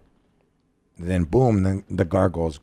So boom, I go up there. And then once you go into your jail cell, it's mandatory that you show your paperwork to show what you're locked up for. Because if that shit says pedophile, rapist, snitch, you're done. That's it. That's it. So, boom, checks it out. Oh, all right. All right, homeboy. Oh, you got homies from your area here. Like, it's all right. Cool. What do you? Hey, that's your bunk. I get my cleaning spray, clean my bunk. Whoop-de-woo. Fucking put my clothes on, get my pictures. You know. Mm-hmm. And it's kind of weird because I lost my whole comedy personality. For sure. I was going to ask you that. Yeah. Now I'm just like, what's up, homie? Hey, shotgun. I'm from Orange, dog. All right. Cool. Boom. Hey, that's my bunk. I ain't saying I got kids. I ain't saying I do comedy. I ain't saying none of that shit. No. I'm a fucking gangster, homie. Right. You know what I mean? Yeah. And I didn't know this, but the cell that I'm going in, the guy that was just there fucking fought the guards. Oh, no. And in prison, there's 4 yards. There's 2 yards. Okay. There's like, we call it the 1 side, the 2 side, and the 3 side. And the 4 side, that's where the piece of shits are. The rapists, pedophiles, snitches, transsexuals. So they actually put them gays. all over there. Yeah, you have to. Because if you Wait a minute. They put the transsexuals and the gays with the pedophiles and the rapists? Yes. Why is that? It's protective. It's a special needs yard. Oh, I see. So they won't get fucked up. Because if they by get in those with you guys. guys, it's over. It's over. It's a Gotcha. wrap. Did you ever see that happen? Yes. Yeah? Yeah. You're like, this dude's see, what pedophile? happens is you leave main line and you go to protective custody yard and you're like, fuck this. I don't want to be here no more. Maybe they'll forget. It's been 10 years. I want to go back over there where there's life. Right. You know what I mean? Because protective custody is horrible. Yeah, you're just there. You don't know if your cellie is a rapist, a child molester, none of that. You don't know who you're living with. And he's a snitch. He's a piece of shit. Yeah. That's how we look at it. Yeah, yeah. And yeah, but fuck all that. I don't want to think about that. Yeah, but yeah. So I fucking go to sleep for like an hour and they raid us. Like my first time in prison. Yeah. And yeah. All right, go ahead. What's next? Wait, what did they find? Did they find anything? No, what are they looking for? They raided all the Mexicans because we were at a war with the blacks. Oh. And that only existed on this yard. When you go to another yard, the blacks and the Mexicans weren't fighting. It's weird. It's like communities. This community's like, nah, fuck that shit. They're like, huh. So it's weird because we're at war with blacks and a black came from another side of the prison and we weren't at war with him. Oh. It was It's fucking... he's a fine. Yeah, I remember telling him, hey, doc, because in prison, like the guards play this game where they do unlock. So they'll open a door for people that got to go somewhere and they'll open another door. And if they open enemy doors, you have to fucking fight. And they're doing that on purpose. Yeah, they're bored. Yeah, they're bored. That's fucked up. Yeah. Now you mentioned looking fresh. You're like looking tight, right? What's that all about? You started to say that, and I was like, let's wait until later. You want to like There's outlook a term that we made up called Bonnaroo. Hey, homie, you want to look Bonnaroo.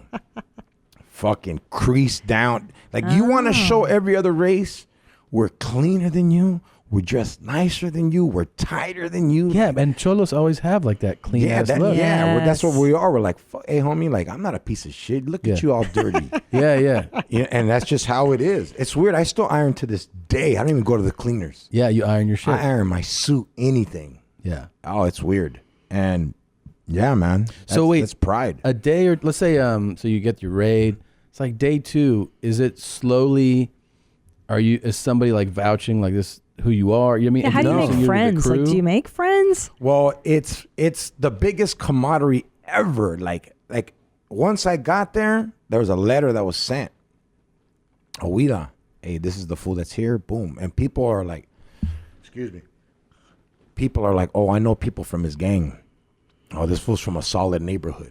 You know what I mean? Mm-hmm. Because we've been in the game for a long time where I'm at, and I kind of know people, and. This is the weird fucking part. Day 5. I did Showtime. I don't fucking know if it came out. Right. We have TV in the day room. No. They don't fucking have Showtime, do they? They have a commercial. Oh, fuck. Payaso Comedy Slam. Because Baker's, and I'm just going in my head, what the fuck? Yeah. They're like Jorge Perez. Yeah. And then. Oh, but no one knows me as Jorge Perez. Yeah, right. I'm Shotgun. You're Shotgun. Yeah. Yeah, I haven't heard my name George since I was in the county. So this commercial airs, does everybody start going like, No. Oh, no. In my head, I'm a little heartbroken. Like, oh, fuck. All right, whatever, you know? All right, fuck it. It is what it is. You're in reception for 4 months. The first prison I went to was, I meet a counselor. They evaluate me. They see how I am as a person. What they ask you, like, what did you do before this? And I had to put comedian, construction worker, you know? And they were like, all right. So that's the job they're going to give you. Oh, once you're in there. Yeah, and you have to have a job to be programming. And if you have a job, now you're allowed to go to yard. You're allowed to go get store, buy stuff and shit like that. And hey, I'm not gonna lie, Tom and Christina, I was having the best time of my fucking life. What? Why? What about it is good? Because it's just like there was no stress of getting up. There was no stress of bills. It was just like, hey, dog, how are we going to survive? How are we going to eat? And I was with a solid group of people. We all looked out for each other. You guys had each other's backs. Yeah. And this is the crazy shit is a white boy cholo that's half white, half Met.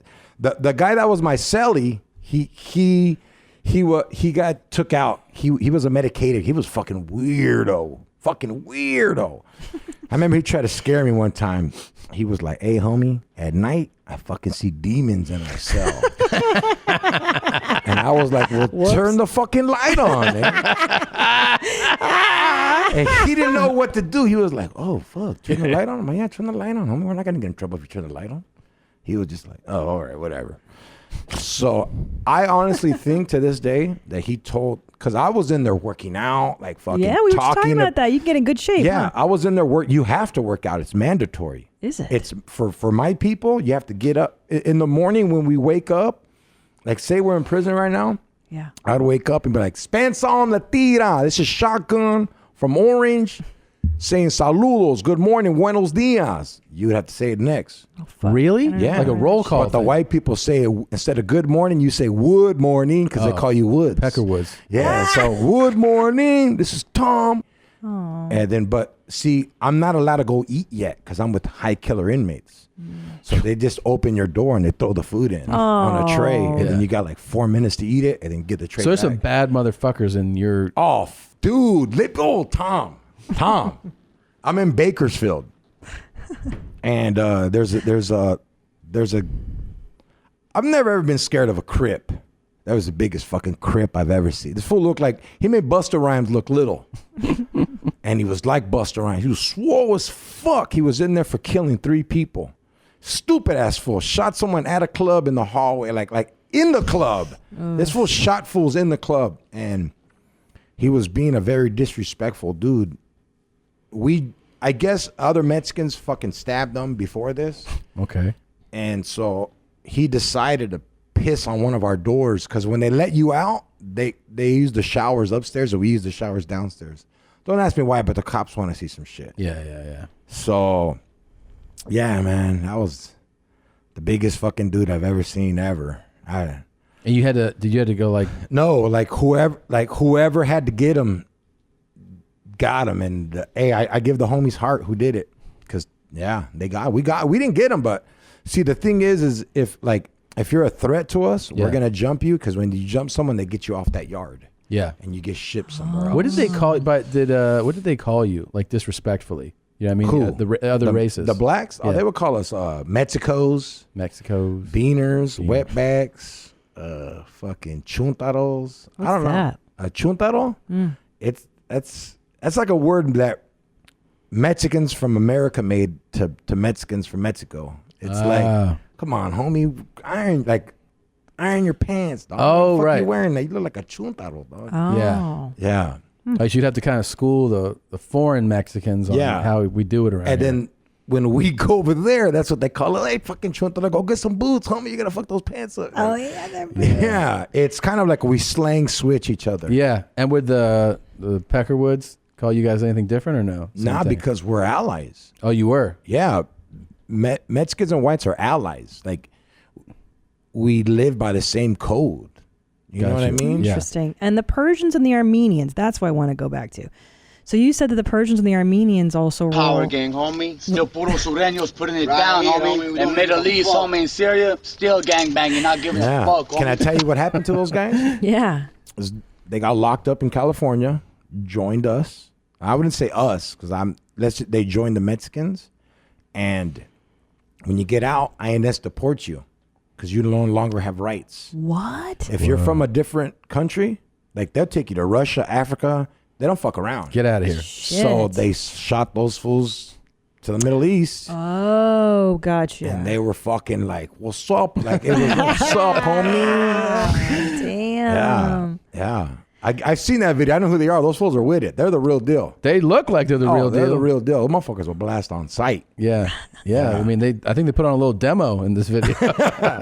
Yeah. Yeah. That's pretty So wild. walk me through an average day of prison. So you wake up. I'm not even in prison yet. Oh, are you serious? This is reception prison. This is a 4-month period. This is a 4 month. So now I wait to myself. Is this still Wasco? Yeah, Wasco. And now I see a counselor and they're like, all right.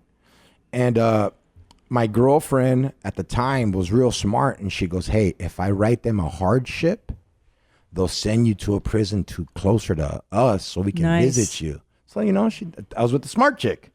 So boom, she does that shit and they send me to Norco. CRC. How's that? It's not a crazy prison, but it is. It's more of a druggy prison. It's old Navy barracks in Norco. It's right here. It's in Riverside, Norco, off the 15. And it was pretty fucking scary, bro, because I've never been around it's a level 2 yard. When you're in prison, there's a level 1 yard. That's where Tommy Chong, when he got locked up, he was at a level 1 yard. It's everyone's gonna do 2 years, 1 year. You're going home. It's relaxed. Okay. Level 2 yard is where I'm at. It's like, you know what? It's chill, but shit goes down. Right. You got people that are coming in from a level 3 yard just to have fun. They're gonna fuck around and go right back. Right. So, and then level 4 yard is where I was at originally. Like, it's just after 9 o'clock, if you say a word, you're gonna get beat up in the morning.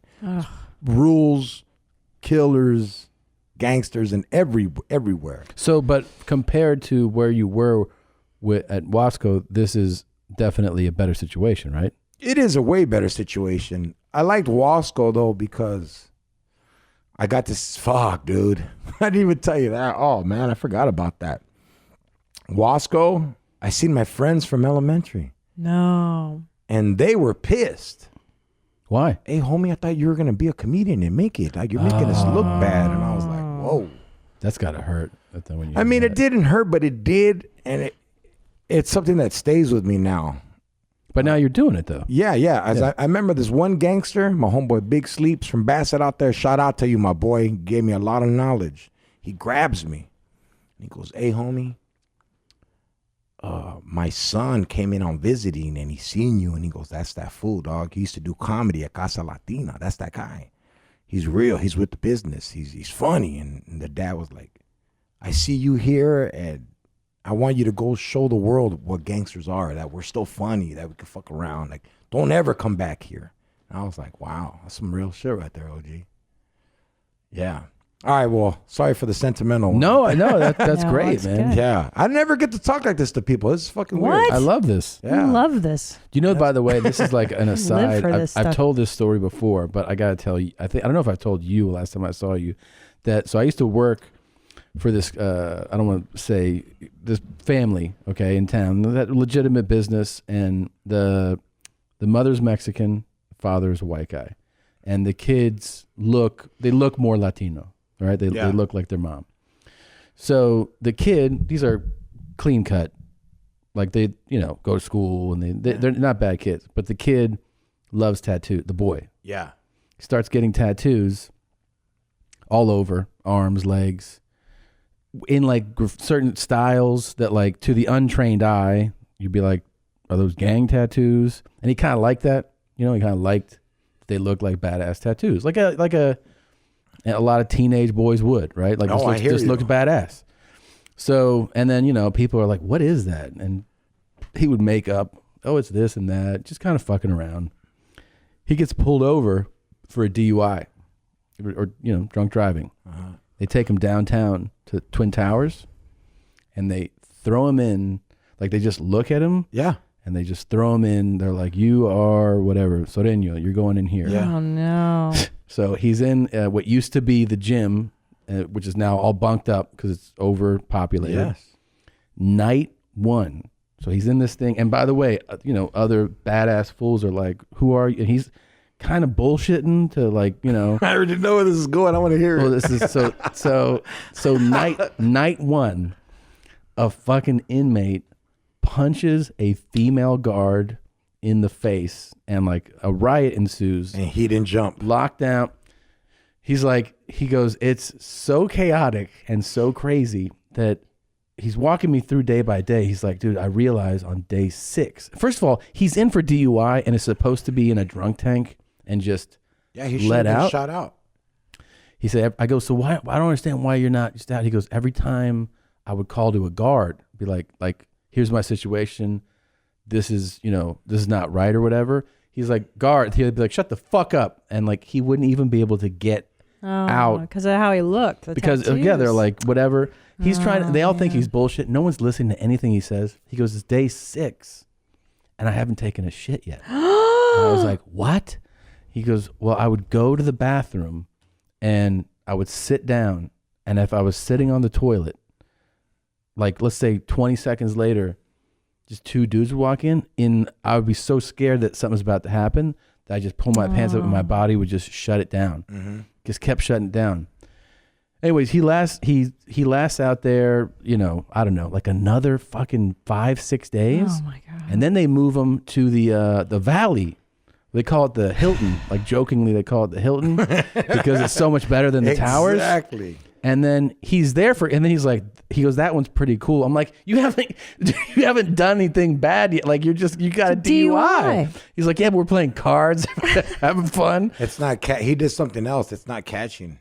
I don't know. Well, he ends up he gets out 2 weeks. He does 2 weeks for getting pulled over for a DUI. He must have been speeding or something. You think so? Yeah. And then he said they just, you know, he finally gets out. But that dude, part of the reason was that he basically tried to look like he was homie. Yeah. Yeah. Oh shit. Yeah. That's my son's 22. That's crazy. Yeah. And he's tatted up. And the first one broke my heart, but I was like, fuck, what am I? He got the same thing. Me, all my family, we got our last names on our stomach. You know, it's the Mexican thing. Yeah. And he got it. And his cousin did it. I was like, fuck. And I remember my fucking son, stupid ass, goes to Ohio and gets locked up in Ohio. No. For like DUI kind of Fighting. Fighting. Yeah. And I remember he was just like, Dad, nobody would even talk to me because of the tattoos I had. I was right? Like, you're so lucky you weren't in California, fool. Yeah. Yeah. A lot of people don't understand all this shit right here stands for something, and you're going to get called out for it. Sure. Hey, dog, who gave you that? Is that how that worked? Who gave you that? Yeah. And I'm just like, oh, it's the homie right here from La Puenta. He blessed me with this. That's what you say. Yeah. You know, the homie right here, my homeboy Artie right here from Santana, he blessed me with that. Oh, okay.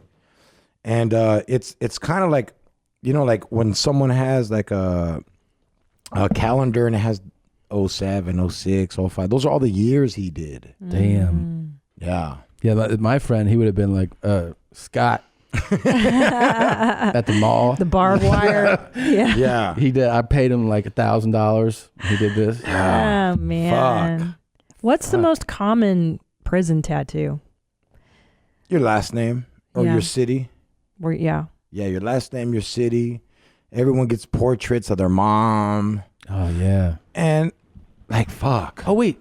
before I forget, you said when you got that sentence that it was 3 years, 50%, and you're like, oh, she's like, I thought I was going to do half. What happened? So what happened to that? We're gonna get there. Okay. No. It's crazy. Like so much shit happened to that date. So, you want to wait for that one? Yeah, absolutely. Yeah, I still want to forget. That happens in the later time. Okay, no, we'll wait. Yeah, I have nightmares of this shit, Tom, 2-3 times a week. Fuck, I'm sorry. I don't mean to give you nightmares or bring it up. No, it's weird because like, I used to do a lot of fucking coke, man. That's the only drug that I could do and still be responsible. Weird shit. Yeah. Yeah. And I've been sober now for like 11, 10 months. From coke? Yeah. Like I'll have withdrawals once every 2-3 months, but it's cool because I'm good. And like I haven't done it like in 4 months solid, and my body's like fucking my brain up. And then, dude, I had this dream that I was in fucking prison again, and it was weird. Like I was in prison with my normal clothes and my cell phone. I was like trying to throw it away. I might get in trouble. It was weird. Yeah. So that's it's funny the psychology of like what an experience like that does to you for the rest of your life. It never leaves you. It's got to be a PTSD thing. It's no, my brother said that. For sure. Yeah, it is, but it's sure. not. It is, but it's not. It's kind of like being in the Marines, but you never get to go to war. Yeah. But here's the thing. Like, bring up my dad was in the Marine Corps, and he was in Vietnam, and he was out in the bush, like in the shit. Yeah, and real like, shit. Real shit. People's, bodies blown up next to him, killing people being killed. I didn't realize for a long time, like, someone raising me my whole life till we're adults now, how, like, because he was the kind of person who, if you're like, I want to talk about Vietnam, he'd be like, yeah, sure. Like, some people are like, I don't want to talk about that. And so you're like, oh, it didn't affect you. It takes a long time to realize, oh, it tremendously affected you. It just manifested it differently. Yes. Through you. Yes. So it definitely, like, who I know as my dad it truly isn't who he was before that experience. Fuck no. And I'll never know who that guy was. Something happens. That's my son tells me the same shit you said. About He goes, Dad, because my daughter met me when I got out of prison, and I was completely fucking different. My sons had me before. Oh, right. So they know who that guy was. Yeah. And I remember my kids telling me, you remember when you fucked that fool up for the parking spot? I was like, dog, it was Black Friday. Yeah. Oh, fuck. Yeah. No, but it has, honestly, man, I'm glad I went to prison. It made me realize what the consequences were if I do this shit again. So you think about it. Do you ever think about it like when you get angry about something? Like somebody, hell yeah. Yeah, somebody disrespects you or does something and you're I like. still work at a strip club in the daytime. You do? Yeah. And get some free passes or anything like that? Oh, dude. Okay. Both of you. How's the buffet? Yeah, it's a little clammy. Yeah. Dude, where I work, I have to fucking deal with this shit once a week. Like, I work where there's druggies, homeless people, real pimps, real fucking pimps, real prostitutes. And I remember just the other day I was driving and I have to go to this alley to leave my work, and this fool was like, fuck you, puto. So I stopped the car and I reversed it. And as I'm reversing it, I'm just thinking about my kids, and I was like, I gotta do a show at the store in 3 hours. Yeah. What am I fucking doing? That's right. That's good. And I just good went, for you. The fucked up part is I had to see him the next day. Same guy? Same guy. Because they're homeless. They live in that fucking alley. Right. But this is a 25-year-old homeless. Yeah. That's just there because he wants to do drugs. Yeah. And I remember just going, you know what, man? For your head, go ahead, walk by. One thing about prison is you'll learn to talk to people. Because if you had a problem with me, you'd walk up to me, hey, George, you know what? You're looking at me weird at times, and I don't know if it's because you have a problem with me. I said something before, like, so what's up, homie? Do you have a problem or not? Because I don't want to live in here thinking me and you have a problem. Right. So I did that to that guy. I go, hey, man, I work right there, and you talked shit to me yesterday. Like, did you not know it was me? Or like, And you know him, he was like, oh yeah, and I was just kind of, and then you know the old gangster came out of me. I was like, yeah, I knew you were a fucking bitch, dog. Look at you, you're 20 You're a disgrace, homie. Like if you get locked up, dog, you're gonna find out what's really up. Yeah. Yeah, that's crazy. Yeah. Oh my gosh. So wait, so walk me that dude through. shit his pants. Of course he shit his pants. He had fucking shotgun on him. The DIY gang, he didn't know what the fuck was I've heard other girls say what you just said right now. That's just fucking funny. Oh my God. So okay, so 4 months in this first place, and then the day, and so now you're going. Now to I'm in prison. Fuck. And then what's that process like? the It's intake? fucking weird because it's no, it's different. It's You have called a bunkie here too? Yeah, now it's R&R, but now I have a bunkie and I'm in a dormitory with 100 inmates. Which is better, right? Isn't It's that better, but it sucks if it's riot time.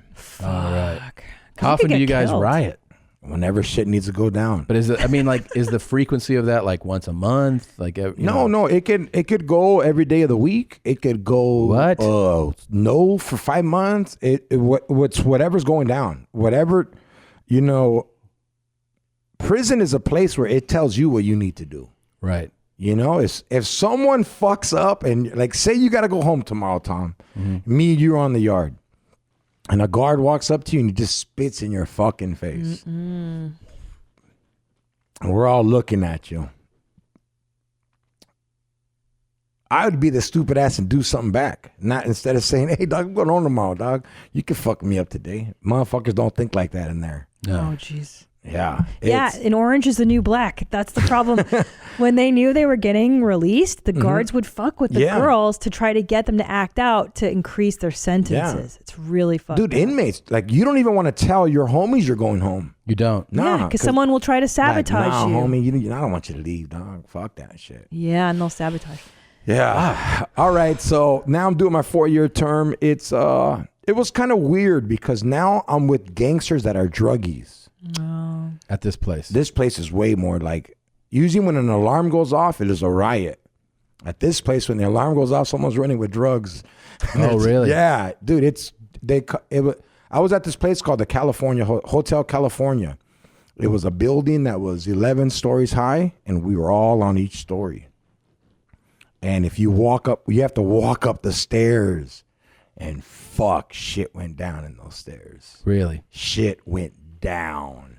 And you know, like, I don't know, people look at prison like it's constantly getting hit up. It's not really like that. It's like you wake up, you hang out with your people, you're hustling. Like what are you good at? Do you know how to draw? Do you know how to Oh, Kevin Christy. Kevin Christy was just here. That. He knows how to fucking draw. Yeah. He would have we were talking about what he would have done in prison. He said I would draw pictures of like naked chicks. Straight up. Or or like some people could draw your mom or your dad. Oh, thanks. That's no sweet. shit. Yeah.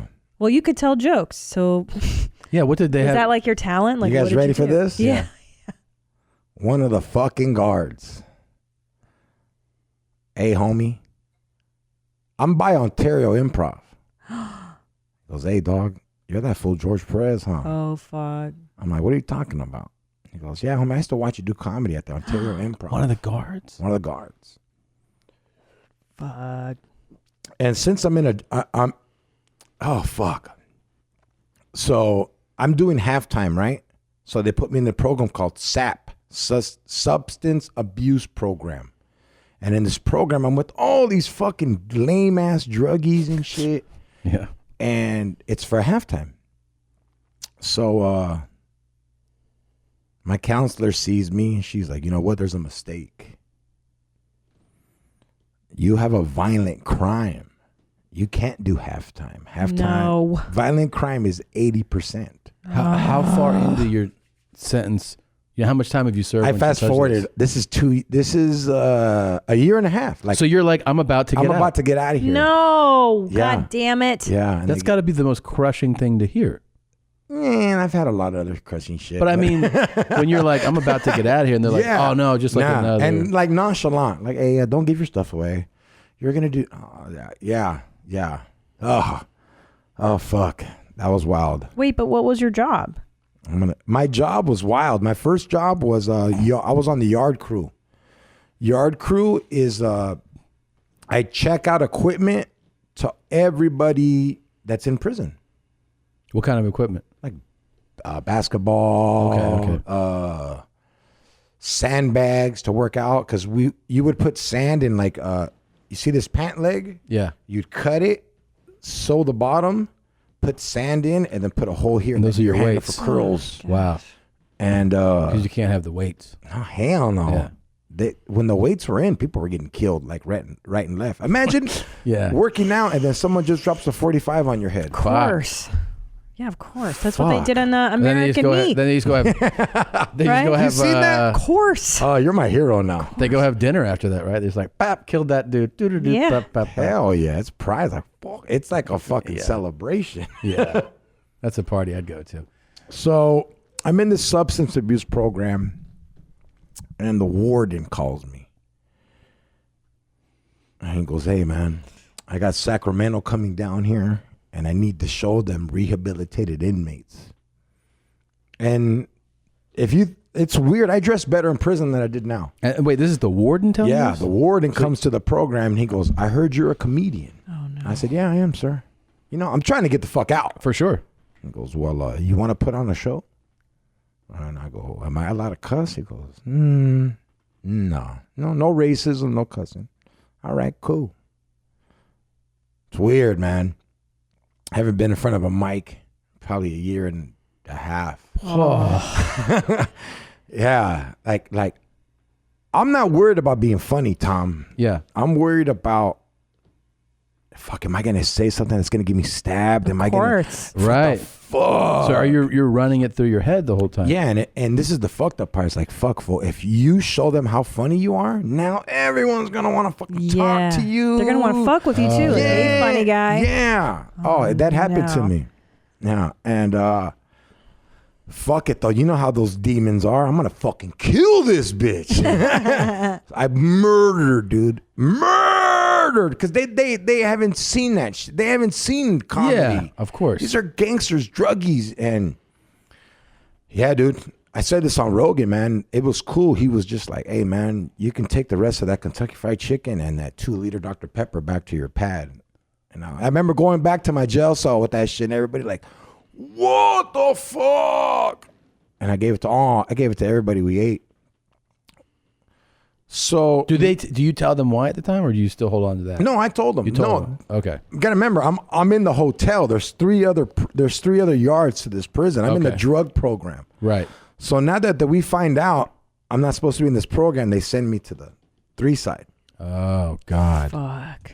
And I'm loving it. I'm cool. You are okay. I mean, dude, I'm loving this shit. I don't want to be with druggies. I want to be with gang members. Yeah. As weird as that sounds. No, I actually think it makes sense. Because you're not a drug addict. Yeah. Like, they're not your crew. Yeah. No, they're on fucking pills, meds. That's lame. That's the fucking dude. I remember snorting Seroquel. What? What's that? Seroquel? It's I've never even heard of that. It's I guess suicide thoughts, or like if you hear people speaking in your head, you take this drug. Whoa, dude. It's like for schizophrenics and shit. Yes. That's crazy. Yeah, and I remember we were sniffing it because we were bored as fuck. Yeah, of course. I'd fucking sniff it too. Yeah, for Whatever. real. So now, how many people come to the are invited to the show? whole program was there. The whole program. Like Sacramento was there. Like the people that like evaluate. Oh, this prison. Is doing a great job, and they were like, "Oh my God, he came in a gangster that was a comedian. You guys brought him back to being a comedian." Hilarious. And I took it. I didn't give a fuck. Of course. I asked for brand new pants. I go home and, "Can I get new pants, a new shirt? I want to look fresh in here." And they're like, "Yeah." Hell yeah. Yeah. Dude, I made the warden look fucking bomb. Yeah. Now I'm over here. I'm with real gang members, and some of these fools I know from the streets. And they're like, "What's up, fool? I heard you were here." Oh shit. Even a fool from my gang is in there. Oh, wow. Oh, really? Yeah, like I remember going to yard, and that was the first time I heard my name. I heard, "Hey, Georgie," and I turn around, "What the fuck? Oh shit, what's up, Evans?" And the guards are all Mexican. It was cool. All the guards are Mexican, and they were like, "Hey, homie, we know who you are, and would you do a show for us?" For the guards? Yeah, and I'm like, what do you mean, dude? I go, I can't. You know what I mean? And I was just like, and I, because you have to ask for permission. So I brought the guy with me, and he goes, hey, dog. Hey, dog. Why don't you ask these fools if you can just do all the dorms? That way everybody, all the inmates get to see you do comedy. So, hey, I'm not going to go up there fucking biting the bullet. I formed a crew. I got me a feature, and I got it. Shit. Yeah, you're going to open the show, man. Yeah, I go, look, dog, check this out. And the fee to get in my show was one item. So fools would put like a cup of noodle, rice, beans. That was my hustle, dude. Yeah. It was my commissary. Yeah, I did 9 shows in prison. What? 9 fucking no mic. Awesome, dude. Yeah, it was crazy. How so? You trained a couple guys to like kick things off. One of the like when you meet someone and you're like, dude, you're fucking funny. Yeah. You just don't know cadence. You don't know setup tag. You don't know none of that. So I helped them with their shit. Shut up. Yeah, this one fool was fucking. His name was Rico. He was a fucking big old tweaker. He got locked up because you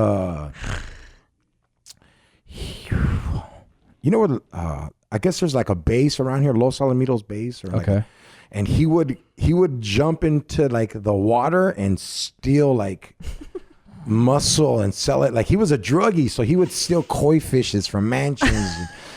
Yeah, dude, he was smooth. Well, those things are expensive. Koi fish are like $1,000. Yeah, you know when you meet a smart druggie, he was that fool, but he was fucked. And he had this one joke that killed me. He had fucked up teeth. He was like, yeah, I used to call girls on the party line, and I would tell them I'm Chisel. It just killed me. He did it better. But yeah, man, I did. How would you open like your prison show? You know what I mean? Like when you got up there, dude, this fool brought me up the smoothest. He was like, you can see him on Showtime. Shit, you can see him on The Yard now. Yeah. No, I mean, I would come out. I mean, it was. Look, Mexican people, don't get disrespected by this, all right? But it's fucking easy to do a Mexican show because there's not that many Mexican comedians. Right. You know what I'm saying by that? Like, so I would just go up there and boom, what's up, Ransan? I know what to do. And then I'd give them the smart part of that. Yeah. But how long would you do a set for? 40, 30 minutes. Man. Yeah. I mean, and you hadn't done it for a minute. For Yeah, but I was writing. Right, so you were still thinking. Yeah, I was jokes thinking, but it was dumb shit. That's okay. Yeah. Yeah. But were you also had to make it for like the world you're in. Yeah. Exactly. So were you capping on like the food? You know, you talking shit about like you can't talk shit about the COs, right? No, yeah, but I did it. It was more like, yeah, that's a great question. Like, what were you talking about? Like, yo, it's Thursday. We're going to shower today, motherfucker. Yeah, like, is that, you talking about well, the you showers? shower every day. I don't know. Mandatory. Oh, I 2 didn't times know a that. shit. 2 times. Really? Hell yeah. 2 times a day? I would get up at 5 a.m. and then shower, and then I was a butcher. See, this is my second job. I'm the lead man in the butcher shop, and you got that. It was cool, man. Christina, they gave me a blue jumpsuit, like a mechanic, so I didn't feel like an inmate. I had fireman boots, thermal under, beanie, black gloves, big ass Dickies jacket. Yeah. And you have to wash your clothes, so there's no washers. So after you work, you wash your clothes in the shower with soap. Oh my God. And you take it off, and you hang it up. Every day you had to wash your clothes by hand after work. No shit. Yeah. Jesus Christ. Okay. Walk me through your day. So it's 5:30, 6 a.m. 5:30. Well, it's at 4:30. The guard will walk by and be like, "Perez, wake up! You gotta go to work. I know your routine. Go ahead, jump in the shower because you're not allowed to be in the showers at those times." So, What do you mean? So you to shower alone? Well, You can wake now up I'm in a early. dormitory, so there's showers and restrooms. You could use a restroom, but the showers they ain't allowed to turn on unless it's for a worker. Okay. Because people will go in there and shit happens. Right. What kind of shit? Like fucking stabbings. Oh, stabbings. Drugs. And the cops are like overpaid babysitters. Mm. They're more like, look, you're not going to get in trouble if you're fucking in your bunk. So stay in your bunk. That's all Smart. they want. You know? Yeah. And so I get up, boom, my homeboy Pee-wee, he worked with me. What's up, Pee-wee? I know you're not Pee-wee. listening, but what's up? He was the guy that got me the job, actually. Saul, I love this guy. We still talk to this day, too. Aw. He got out. And we would go to work. So now the guard, you leave your building and you're walking down the hallway and you have an identification card. And on the back of it, it tells the other guard your duties. He's allowed to be at this time. He's allowed to go to this. Because I had to leave my yard to go to another yard to go to the kitchen.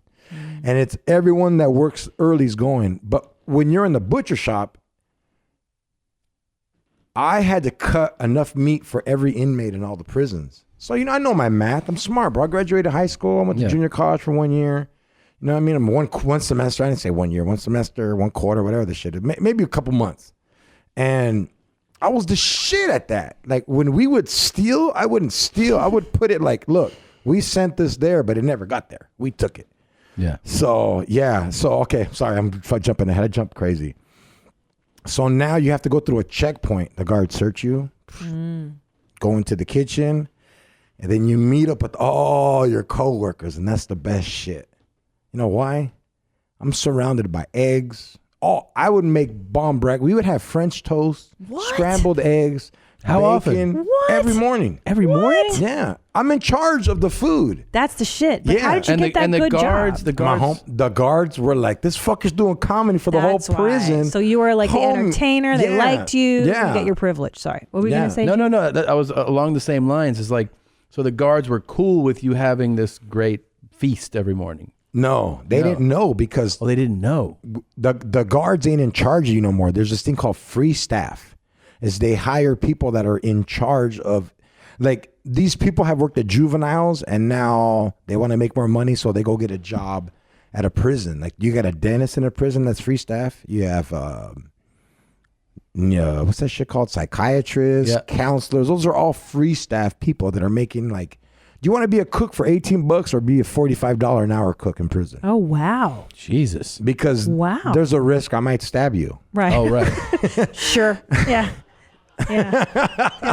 That is a job hazard. Jesus Christ. Are there any female employees? Like what? Hell yeah. Like ladies that look like me. Hell yeah. And we target you. Of course you fucking target me. So what's up with sex? Yeah. Let's get to the real Wouldn't stuff. you miss being around, women so much? Or does it part of your mind just adapt, right, to the fact that you're not? I'm glad. Fuck. I've never been a pervert to that point of view, but like there's a price to pay for that. Like if you get caught jacking off, it's kind of like disrespectful to somebody. So I wasn't even more like... Really? I remember one time I jacked off once taking a shit. Because I was just like, fuck, I'm taking it. I remember free staff was like, go use that restroom. You have to hurry and cut meat in her restroom. I was just like, fuck this shit. And I came back out. What's up? I had a bomb one. Like, I don't know. Like, I would smell women and that would fuck me up. Yeah. Oh, I the bet. smell of perfume. So where do you jerk off? On the toilet? Do you do No, it? sitting down. So you just look like you're shitting. Right. It's a huge. Okay. That's your regular spot though? No, that's not. I mean, so like, say this is a bunk, all right? Yeah. Right here. You have a curtain right here. Oh, okay. So you just shut your curtain. Okay, good. Tap your bunkie on top, homie. Keep point. Here's a little cinnamon roll for you, dog. Let me get mine. Really? Yeah. And was that cue like to either to get out or just chill? No, it was just like, yo, dog, I'm gonna bust a nut. Keep point for me. Okay. Key point meaning watch out Yeah, for the key guards. point is like. See, so what do they expect you guys to do? Never jerk off? Yeah, but it's for other inmates, for other races. Like, you don't want to start a war with the whites because you're looking at this white dude jacking off. Right. Or the black guy, you know what I mean? You don't want to start a war. So I say, hey, dog, cover yourself. Go handle it. It's weird. Plus, you don't want to be caught by your enemy jacking off. Hey, keep pointing for me, dog. Yeah. If something happens, let me know. Yeah. Oh, wow. That was So now, wait a minute. You would target me. So let's say I'm working at... Oh, hell yeah. What am I doing you. at the... What's my job at the prison? Let's just say you're a dentist. Okay. And you have to have inmates work for you now. Oh, fuck. Because your x-rays, we got to go do your paperwork. So, it starts off, hey, good morning, hi. And then you're bored. You're there 12 hours a day. I'm writing you love letters every fucking... I'm not Tom. No, I understand. I'm saying, like, are you giving them? Hell yeah. So you're leaving work and you're like... Hell yeah. So you're like, here, Christina, this is for you. And you're like, oh my God, look.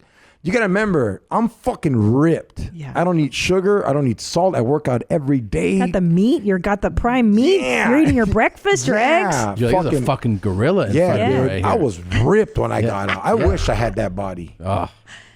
Prison body. So wait, and then if you So- connect with like the female That's, free staff, well, that's the whole hustle. that's the hustle. Yeah. So I'm gonna convince you. You know what, homegirl? Yeah. I love you, man. And Yeah. when I get out of here, we're gonna get married. But What? right now, there's no cigarettes here, and they Yeah. really don't trip on you. So if you can, Sure. just bring like. Are you down to bring a Buchers pack? A what? Do you have a mailing address? I'm gonna show you. I'm gonna show you how strong I am, Christina. Okay. Boom, money order goes out. Damn. $1,000 at the crib. She'll bring that shit. And dude, that's. But I mean, are you also trying to fuck? I'm Yeah, sorry. let's talk about fucking. Like, do you fuck her? Hey, this is. I've never seen it, but I've heard of it. I almost. There was a SEAL that wanted to fuck me. Really? What? Yeah, I know this shit for real, and it happens usually. It happens everywhere, but it usually happens on the higher yards, where it's just like you're bored. You don't have a husband. Right. And all this male Fucking attention. buff ass motherfucker writing young- you poems. Yeah. You never been fucked like that before. Right. I'm doing 1,000 burpees a day. Right, homie. You Cholo's know- romantic too. Hell yeah. You guys are all about the ladies. Singing you and- Morrissey, drawing you shit. And you're just fucking smashing. Smashing. Yeah. No, well, let me ask you this. You got to start going to prison. No, but there's a consequence to it. this, because if you get caught, Oh, I'm going to yeah, prison that's- No, myself, you're not. right? Losing my license at least. this motherfucker raped me. He's Oh, right. Oh, fuck. Yeah. now you're fucked. The guy is, yeah. Yeah, there was when I was there, when I left, because I still kept in contact with some of the guys I was locked up with. They were like, "Hey, remember that chick that was trying to bone you? She was boning another inmate." And it happens with guards too. Yeah. It happens with everybody, counselors. It's the Because it's an hustle. isolated world too, you know? Yeah, Like, you feel it's like an opera. Yeah, yeah. Now, I'm going to ask you, what about butt sex? Oh, I'm not hell saying no. you do it. I'm saying, have you heard? Everybody, the stereotype is that rape is the big fear. Every guy I know, the fear of going to prison, I'm going to get raped. I'm going to get raped. I'm going to get raped. So how true is that? Oh. You're only gonna get raped if you're a bitch. You're not gonna get raped because it's not allowed. It's fucking more frowned upon than anything. Really? Gay activity in prison is like, yo, homie, you're done. Like, they're gonna kill you. Like, there was a guy going home. This happened in another dorm next to mine. 3 months. Got his dick sucked. Another man convinced him to let him suck his dick. And somebody seen it. It was 3 a.m. in the fucking showers. I remember being on yard this day.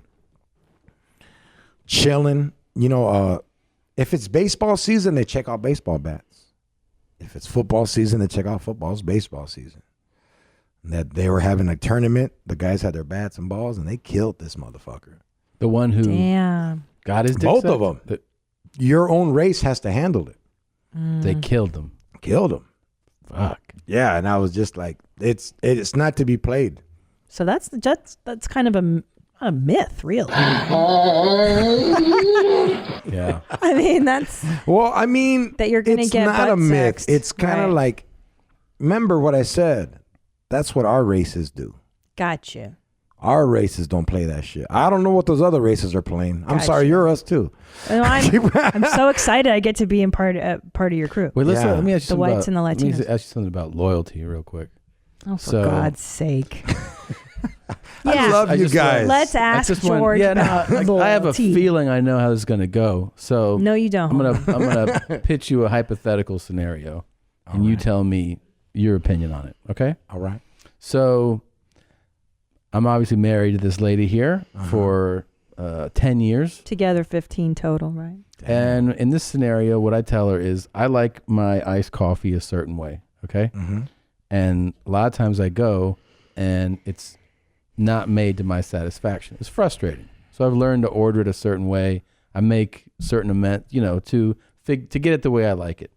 So what I was telling her was like, What if in this hypothetical scenario, one day I kept going to the same coffee place I always go, and I felt like this person was purposely disrespecting the way I want my coffee. No, wait a minute. You've added that detail. They were purposely disrespecting you. Well, this is an added detail. Okay. They're making it incorrect. They're not targeting you. They're just not like, doing fuck your coffee. No, Like that. no, they were not like fuck your coffee. It was just a barista. It was like my bad. I didn't mean to make he's it a like dope. that. He's some I've goofy told you 5 fucking times how I like it. So this time, what happens is this person's shift ends, and I just happen to be waiting in like the bushes. Look at him light up. Oh and my then god! When they walk back to Look their at car, Perez like a Christmas tree over there. I grab him, I pull him into the bushes. I smash his head against the pavement. I stomp on his neck, and I break his neck to make sure it's broken. And then I put him in the trunk of my car, and I go home. She's out. She's, doing chick shit, getting her nails done or something. She comes home, and she's like, "What's up?" I go, "I got to tell you something. All right. I had an oopsie this morning. I was going to get coffee. You know that fucking idiot. He never makes it right. I killed him. He's in the trunk. Now, does your loyal spouse of 10 years with 2 small children then under the say age of to 4. you, all right, we need to figure out how we're going to deal with this situation? Or here's scenario number 2, call the cops. Well, he's thinking about it. Well, he's a thoughtful guy. He's Let him think. hesitating. Well, I'm only to the point is if I'm Christina, I'm like, does this fool beat me? Does he take my money? Does he let me spend? No, he's. But if he's good to me, if he's only being a dick to fools that make coffee, yeah, I'm fucking backing my boy up. Thank you very much. Yeah. The voice of reason has spoken. George, I hear what you're saying. Is he a good man? Maybe. Well, he's only because you're the father of the children. Yeah. You're doing it for the kids now. But like at the end of the day, you know what, fucker? You're not drinking coffee no more. That's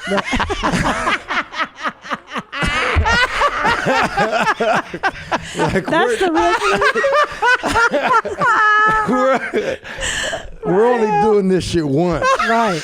No more coffee for you. Yeah. Yeah, I didn't think about that.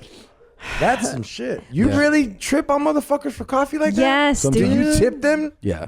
Oh, then I would trip. If you tip, you got to trip. Yeah, I tip well too. Yeah, I tip well. Yeah. I get it from the strip club and it works. If you tip, but if I tip good and you're taking forever, I don't like that shit. It is. You're good. You're good. I got your back now. Thanks, man. Damn.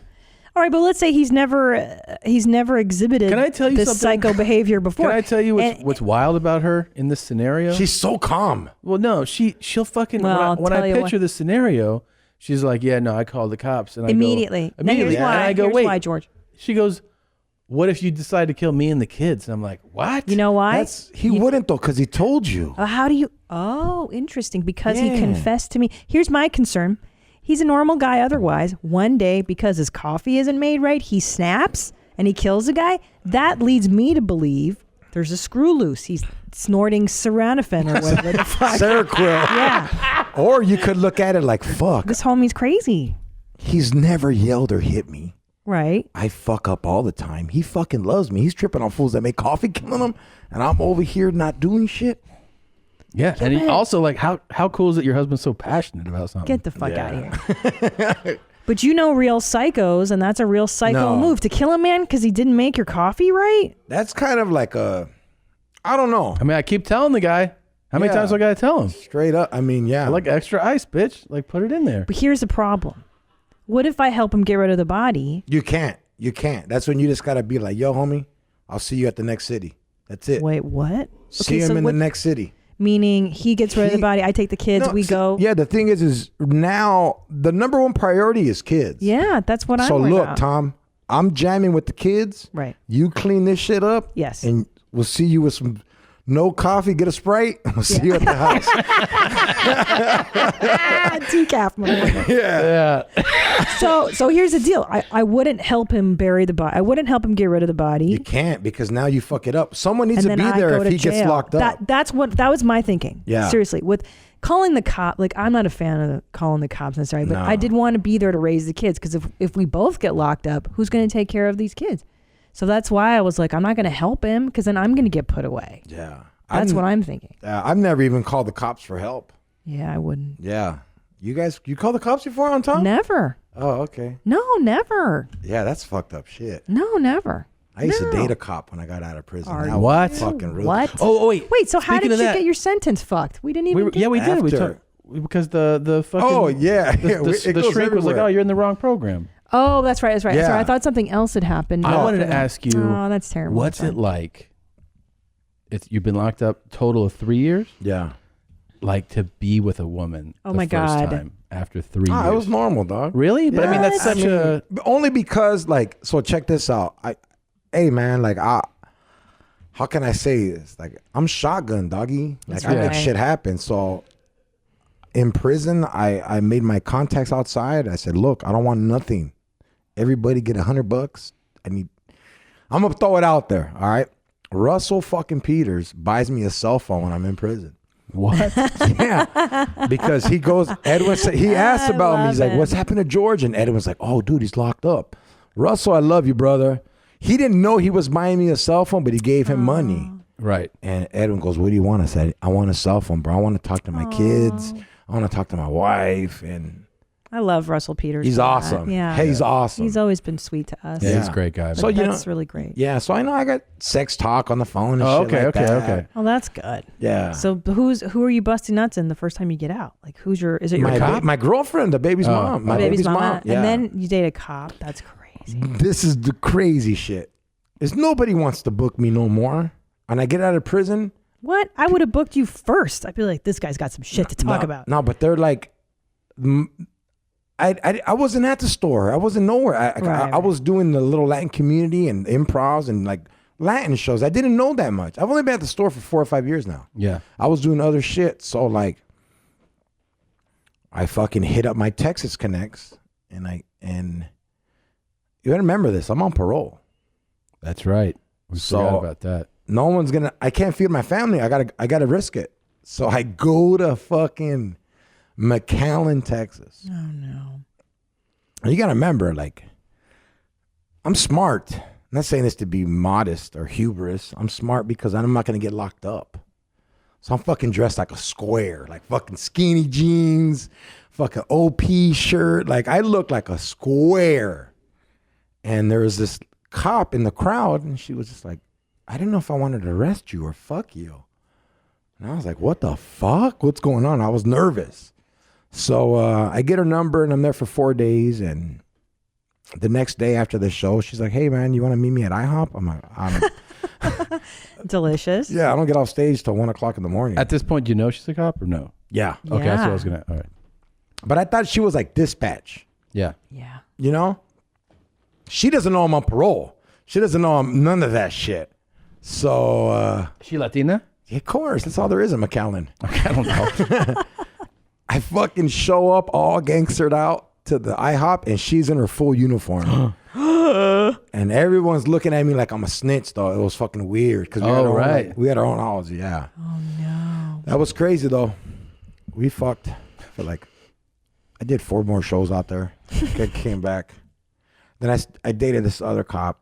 She was divorced from a cop and stopped being a cop. It was fucking crazy. That's funny. It's got to be like a fantasy fulfillment for these. No, cops it's in a way. I'm telling you, I'm like a cop to them. I'm a clean cut fool. Yeah.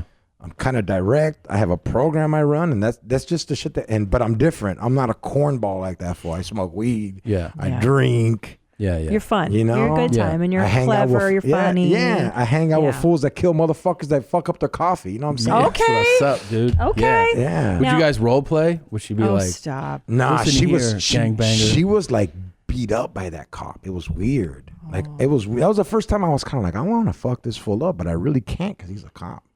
I guess he would handcuff her. Like he would get mad at her and handcuff her and just leave for like 5 hours. Yeah. Oh, Jesus Christ. She was fucked in the head. It's not her fault. It's what it was. But like, yeah, he was fucked in the head too. Fuck, man. I haven't talked about that shit in forever. Now, may I ask you a question off topic, but it's Whatever a you fun like. question. Yes. We asked Danny Brown when he was here what his favorite snack was in jail. And he would make prison burritos, which was Slim Jims, Dorito chips chopped up, and then you roll them. Yeah. And then you heat them up, and the cheese would kind of melt. Oh, and a cheese stick too. What was your go-to prison meal? Your jam? Man, your friend was poor if he was eating that. Well, you had access to good food. He was in jail though. He was in jail. Yeah. We fucking made tamales one time. Damn. Yeah, dog. We got everybody pitched in like 45 Dorito bags. We put a little bit of water and we grinded it out. It always starts with Doritos. Yeah, we grinded them out. And that's the masa. And then I brought all the roast beef. We put it in a 5-gallon bucket with the stinger, warmed up, boiled. And then we got all the spices, marinated that shit. It's fucking ingenious what they come up with. Yes. Oh, dude. What about like White Lightning? Did you ever make some crazy booze? We made Pruno, but White Lightning's too scary because there was people that went blind from that shit. I know. Yeah. We've seen that on documentaries. Yeah. White Lightning Make you want to fight somebody. Yeah, White Lightning no fuck around. But we had Pruno. Pruno. But when you get caught with Pruno, that's 3 more months they add to your sentence. No, it's not worth it. Yeah. But you had to get fucked up, right? Like, how'd you get faded? Fucking gone on Pruno. I almost shit myself because my stomach hasn't never had nothing like that go through it. I remember almost shitting myself. Really? Hell How do you make Pruno? Okay. So I'm going to show you the real way to make Pruno. Okay. All right. Say this is a container of nuts. Mm-hmm. You get the bottom part, and you cut it out, and you poke little holes in it. Like, kind of like not holes, but like a triangle so it has teeth. Mm-hmm. Do you know what I'm trying to get at now? Yes, like when you use a can opener. Exactly. Yeah. So now you get fruit and you use that to grind the fruit. And you're grinding this fruit in a pillowcase. All right? Mm-hmm. Because you want to strain it all that's going to be your alcohol. So you get all the fruit, boom, you squash it, you get all the juice out of it, and then your call it a stinger as well, like the center of it, like all the fruit you have together after you squeeze it, you put it back in the 5-gallon thing and you put sugar in it. Mm-hmm. And then the sugar burns it. You got to let it, we call it burping. But what would be the correct word? Is that like fermentation? Ferment. Yeah. We call it burping. Don't forget to burp it. So you put like a straw and then it'll ferment out the window because we have windows, little windows. And you let it cook for like 4 or 5 days. 6 if you're a G. Because you're going to get caught with this shit because they always search us. They're always on us. So like, say we were in prison, you would have it one night. You would have it one night. I would have it one night. Everyone who's in on it. Yeah, I got Yeah, you. we're all fucking helping each other out. Smart. And you put it in a coffee container and you sell it for $15-20 each. Damn. Or you fucking just drink it and you're done. But it's not allowed no more because you fight. It gives you courage you never even thought you had. Fuck that shit. Right. No, you don't want that. Yeah. What about like weed though? Do you have access to weed in there? Everything, You get girl. everything you need. yeah. Everything. And you trade what, commissary, or you put money in the guy's commissary whatever. account? Everything's currency. Like if you want to, hey homie, I'm gonna draw you a paint. Let me get 3 lanyards. Let me get a dime piece. Mhm. All right. Yeah, I used to smoke a lot of weed in there. Really? I would I had too. access, but Where would you go to actually light yeah, up? how do you smoke? Dude, I got a lighter, and okay, so every locker has a lock. Remember the old Masters? Is that what it's called? Yeah, Master Lock. Yeah. The back has a key. You put the weed right there. You light it, and then where the thing goes in, you suck this.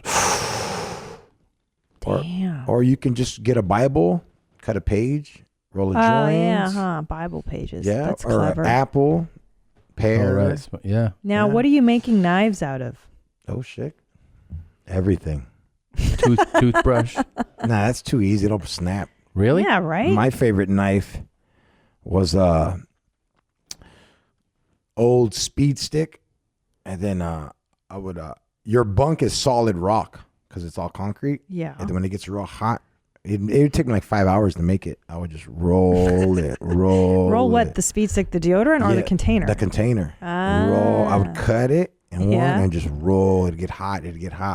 Finally, it would just be this fucking long, sharp one-hitter quitter. That's it. Not even the guy from Starbucks is coming back at you. Those ain't no fucking joke right there. Really? Yeah. That's smart. See, you guys are so creative and Savvy. inventive. Well, you're gonna be. It's what we are as humans. It's survival. It's like, Tom, you would make it in there, dog. Yeah, you would. You would make it. You would fucking look up, come back with like big ass portrait of Christina right here. And my boys over here. Hell yeah, your seeds on you and shit, all wooded. What's up? What's up, dog? For real, you will adapt. Don't drink coffee no more, fool. Yeah, you adapt. It's fucking That's crazy. fascinating, though, right? Yeah, it's kind of like that's the war parallel. The parallel is that you adapt to a situation that's basically not normal, right? Yes. But you find a way to make it through that. As long as you mind your own business and you're clean, you're gonna make it. Unless there's just a guy in there that's, most of them are up to no good with nothing else to do but to be bad. Monkey business. Because they're not going home. Did you ever have that thing you referenced earlier? You said like sometimes you feel like, I gotta just like, hey, walk up to someone and be like, hey, I just want to make sure, I live here with you. There's no problem. Yeah. Do you ever have that conversation and someone's like, no, I do have a problem with you? Yeah. Really? Yeah. And then that's basically saying like, so one of us is gonna have to do something about it. No, after he said he had a problem, I had to react immediately. Oh, right then and there. Yeah, exactly. It had to go down. So that leads to just smash, right? away. See, I hate you, but you're my people. So I'm just going to kick your ass. Mm-hmm. Hey, homie, get up. Tomorrow, you have to get out of here. If you don't get out of here tomorrow, we're going to fight every fucking day until you get out of here. Where's that guy going to go? Roll it up. It's a bitch move. Hey, homie, I'm rolling it up. I'm going to another cell. Whoa. Yeah. But he basically asked for it, right? I mean, he's saying, it's kind of like, or like say you're Mexican, Tom, mm-hmm. and me and you're in there and we're not sellies and we have a problem.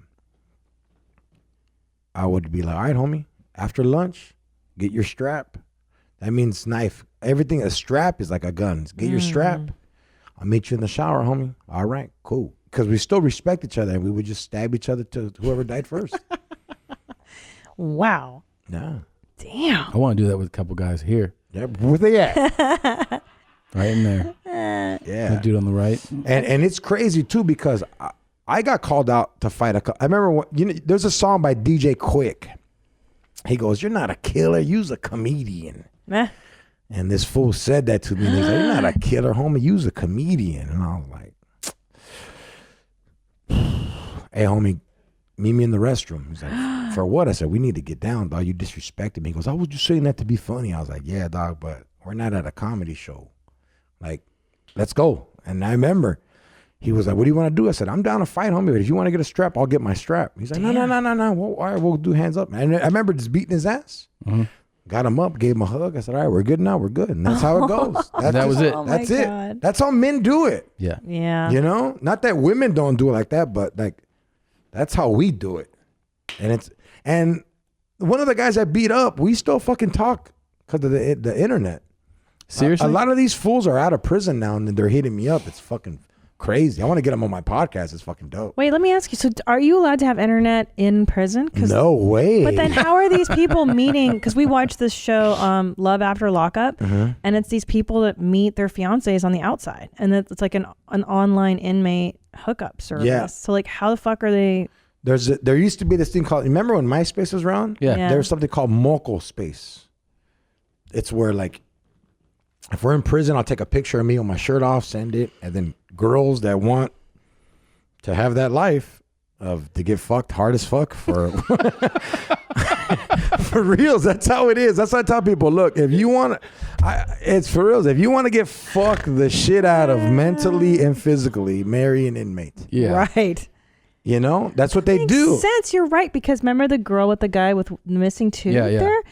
That was her big thing. She was so hot for him. And they got out and they fucked in like a ravine on the side of the road. And she was so into him sexually, the chemistry and the excitement of this guy. And then it went down. And then, of course, they don't, he can't live on the outside. He had trouble adapting. He stole a car like on day 3. Yeah, he wasn't in it. Yeah. He wasn't ready. Some people just don't. I mean, honestly, I wouldn't have been ready either if I didn't have this comedy career and all this stuff to fall back on. Yeah. Yeah. It's kind of hard, I'm not backing them up, but it's just kind of like, No, this is fascinating stuff. Wait, so what's your podcast? Where can people listen to you more? Jorge Perez Stories. Jorge Perez Stories. Yeah, that's my podcast. You guys gotta rate, review, subscribe. Please download that shit right now. I've had fools that I've been locked up with on there. Man. I'd love to hear these conversations. And it's no comedy talk. It's just like, hey, dog. Oh, I want to hear Dude, stories. Jorge Perez Stories. And you're getting up a bunch. You're doing shows everywhere. Yeah, I'm in Houston Improv the 21st. That's Thursday, right? Yeah. Yeah. Oh, this is coming out a week don't later. trip. Sorry. It's all good. That's all good. No, yeah. But I mean, can they find it on your site or on your Twitter? Yeah, you know what? If anybody wants to fuck with me, you want to fuck with the real Cholo? Yeah. George P. Comedy. That's all my shit. George P. Comedy. I'm scared to have all those websites and shit like that. No, that's cool. Yeah. Yeah. I'm weird, but yeah, I mean, I got a lot of shit coming up.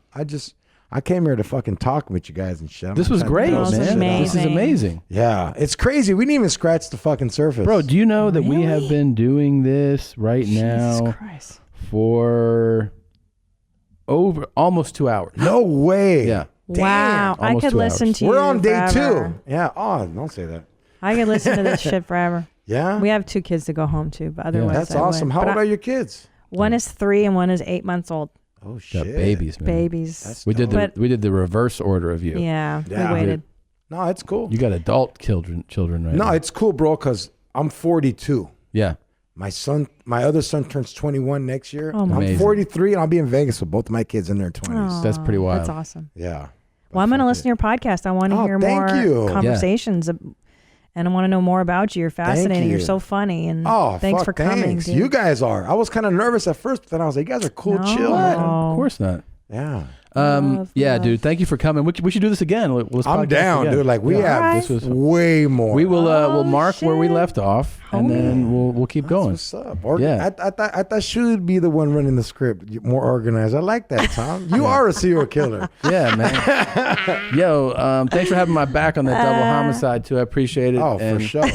And hopefully you can talk some sense into my old lady. You know. All right. And also, I have put it on mine. I got it. So I want to give a shout out to Young Patreon and Obi-Wan Cannoli for making an original song. It's one of the, people make songs for our show all the time.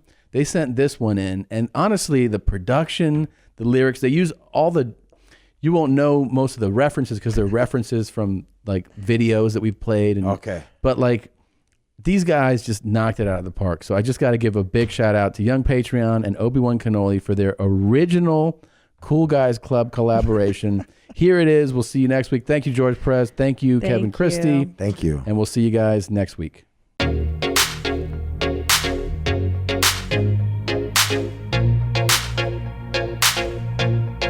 Fuck McDonald's, took 2 meal away. Rather eat at a steakhouse anyway. With the freshest burgers and hand-cut fries. Get fat like Bert, call me supersized. Are you bathing? Are you staying clean? Are you my girl? Do you really love me? Unleash. I know you really wanna kiss, but I'll fight in your face cause you smell like piss. Chuck Berry, don't confuse with Cool Terry. Oh, fuck when it. Cool got Terry, put a plug in his ass. Double-ended fuck sleep, got him coming fast. Virginity is cool. Come on. Virginity is cool. He's got it. Virginity is cool. What up? Virginity is cool. He got it. My juice ain't sweet. The expiration date lied to me. Fuck you, bitch, whore, call me back. Ain't no slut too busy for that. Got a whole lot of love. Got a whole lot of love. Got a whole lot of love. Got a whole lot of. Got a whole lot of love. From the Cool Guy Club. Got a whole lot of love for the Cool Guy Club. Stand back, mommy, coming at you fast. Shit in your mouth, spit it back in her ass. Red band, grossest thing I ever heard. Eating booty poolside, mouth full of turd. Oh yeah, he ain't looking like that. Remind you one time, fucking bird is fast. Spent $30,000 on his tattoos. Eats pussy from the back and shops at Whole Foods.